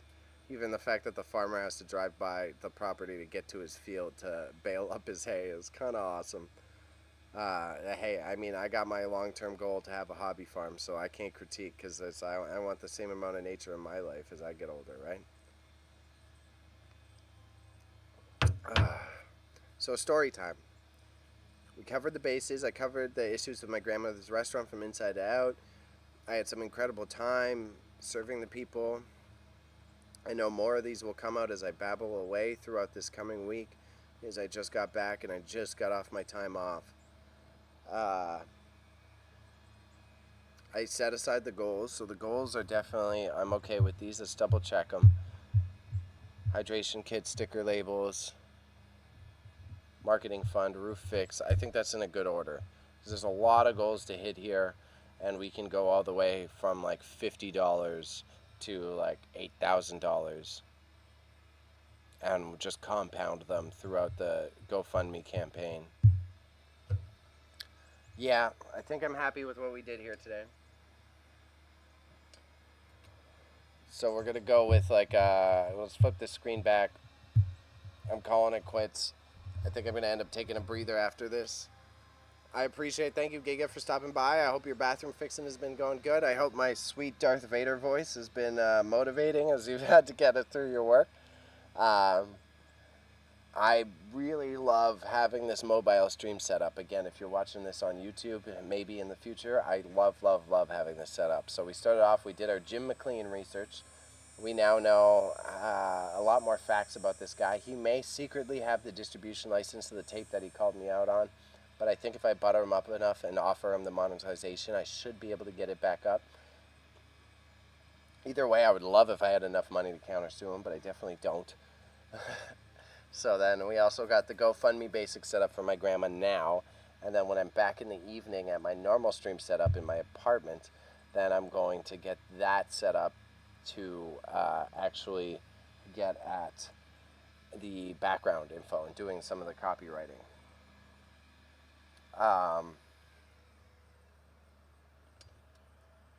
Otherwise, I think I'm quite happy with how things are. I appreciate everyone stopping by. Giga particularly, nice to see you again. Nice to hear that your house has gone well. I wrote down the note to hit you up about golf afterwards, so I will DM you about that probably this evening, if not tomorrow.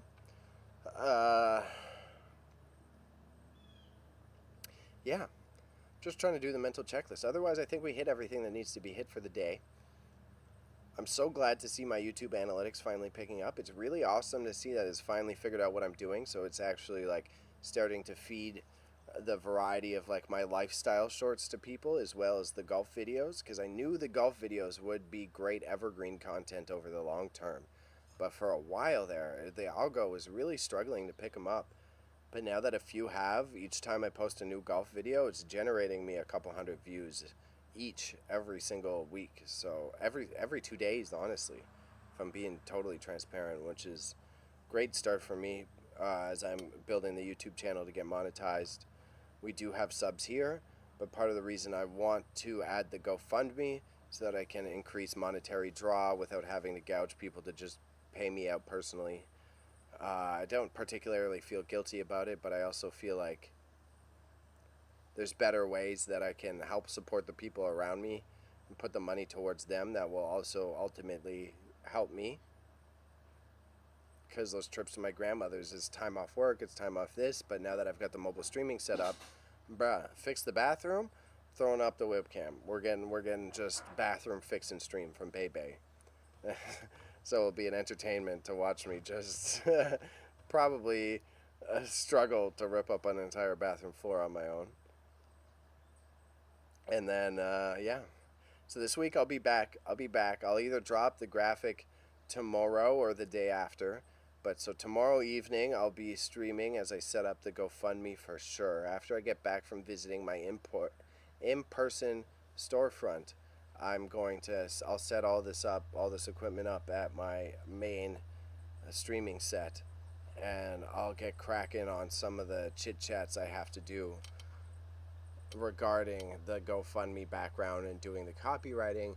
Then Tuesday I will have one of my first Bebe on eBay streams. I've got a bunch of small items I brought back from my grandmother's, including a whole bunch of pins, and I think I'm going to run through the pins first to see if we have any hyper rare ones, and then if not, we'll put all the smaller like $10, $15 ones onto the eBay. And Wednesday I want to ideally do my long stream, do that 10-hour stream I was talking about. So I do Bebe on eBay, convert VHS tapes, and then come back in the evening and do even more. So ideally then I can list 40 to 50 items, as well as convert the videotapes that are going to end up giving me good evergreen content. And then Thursday I should have another stream planned. I will at least do a small one, but I may be helping my buddy move a pool table into his warehouse, which would be a very cool opportunity just overall. But could be streamable content. And then Friday I'm doing lighthearted but also still work. Friday, yeah, I don't have it listed down yet, but that's where we're starting to get cracking with the actual August marathon, Selfish Summer. I love the title, terrible for my speech impediment. Selfish Summer. Literally the ones I struggle with. But yeah, so interwebs, you know what it is. The regular followers, you may be watching this VOD in the future. I see I do have a couple creepers in the chat. My name's Bailey. I own an eBay store called Grandma's Dead Stock, where I buy and sell vintage and collectibles. It's been a bit of a grind to get this business started. I'm quite happy with where it's going, but I need to keep working, and I need to put myself into do or die mode. So if you're enjoying this content, the output is about to increase. I'm posting 2 reels a day. I'm posting a TikTok even more than that, and it's time to get this boat off the ground, okay? So you can follow me on Instagram at gnarly_media, same title as this Twitch page or YouTube page that you're watching on, also on the TikToks. And you know what it is. I'm going to be doing some photo editing. That's what I think the Friday is. I was going to do a photo editing stream once a week as well. Oh, or maybe add it to the tape conversions and the Bebe on eBay so that I have some creativity mixed in there to keep me entertained. But Babble's done. Had a great day. Love the nature chats. Love that I've got all these formats ready. It's all just a matter of time now. But I can't neglect the amount of hard work that's going to be behind all of this. Sounds good, sir. Appreciate you. Appreciate your time. Salute. Salute. Good luck with your bathroom. Have a good day, everybody. Bye.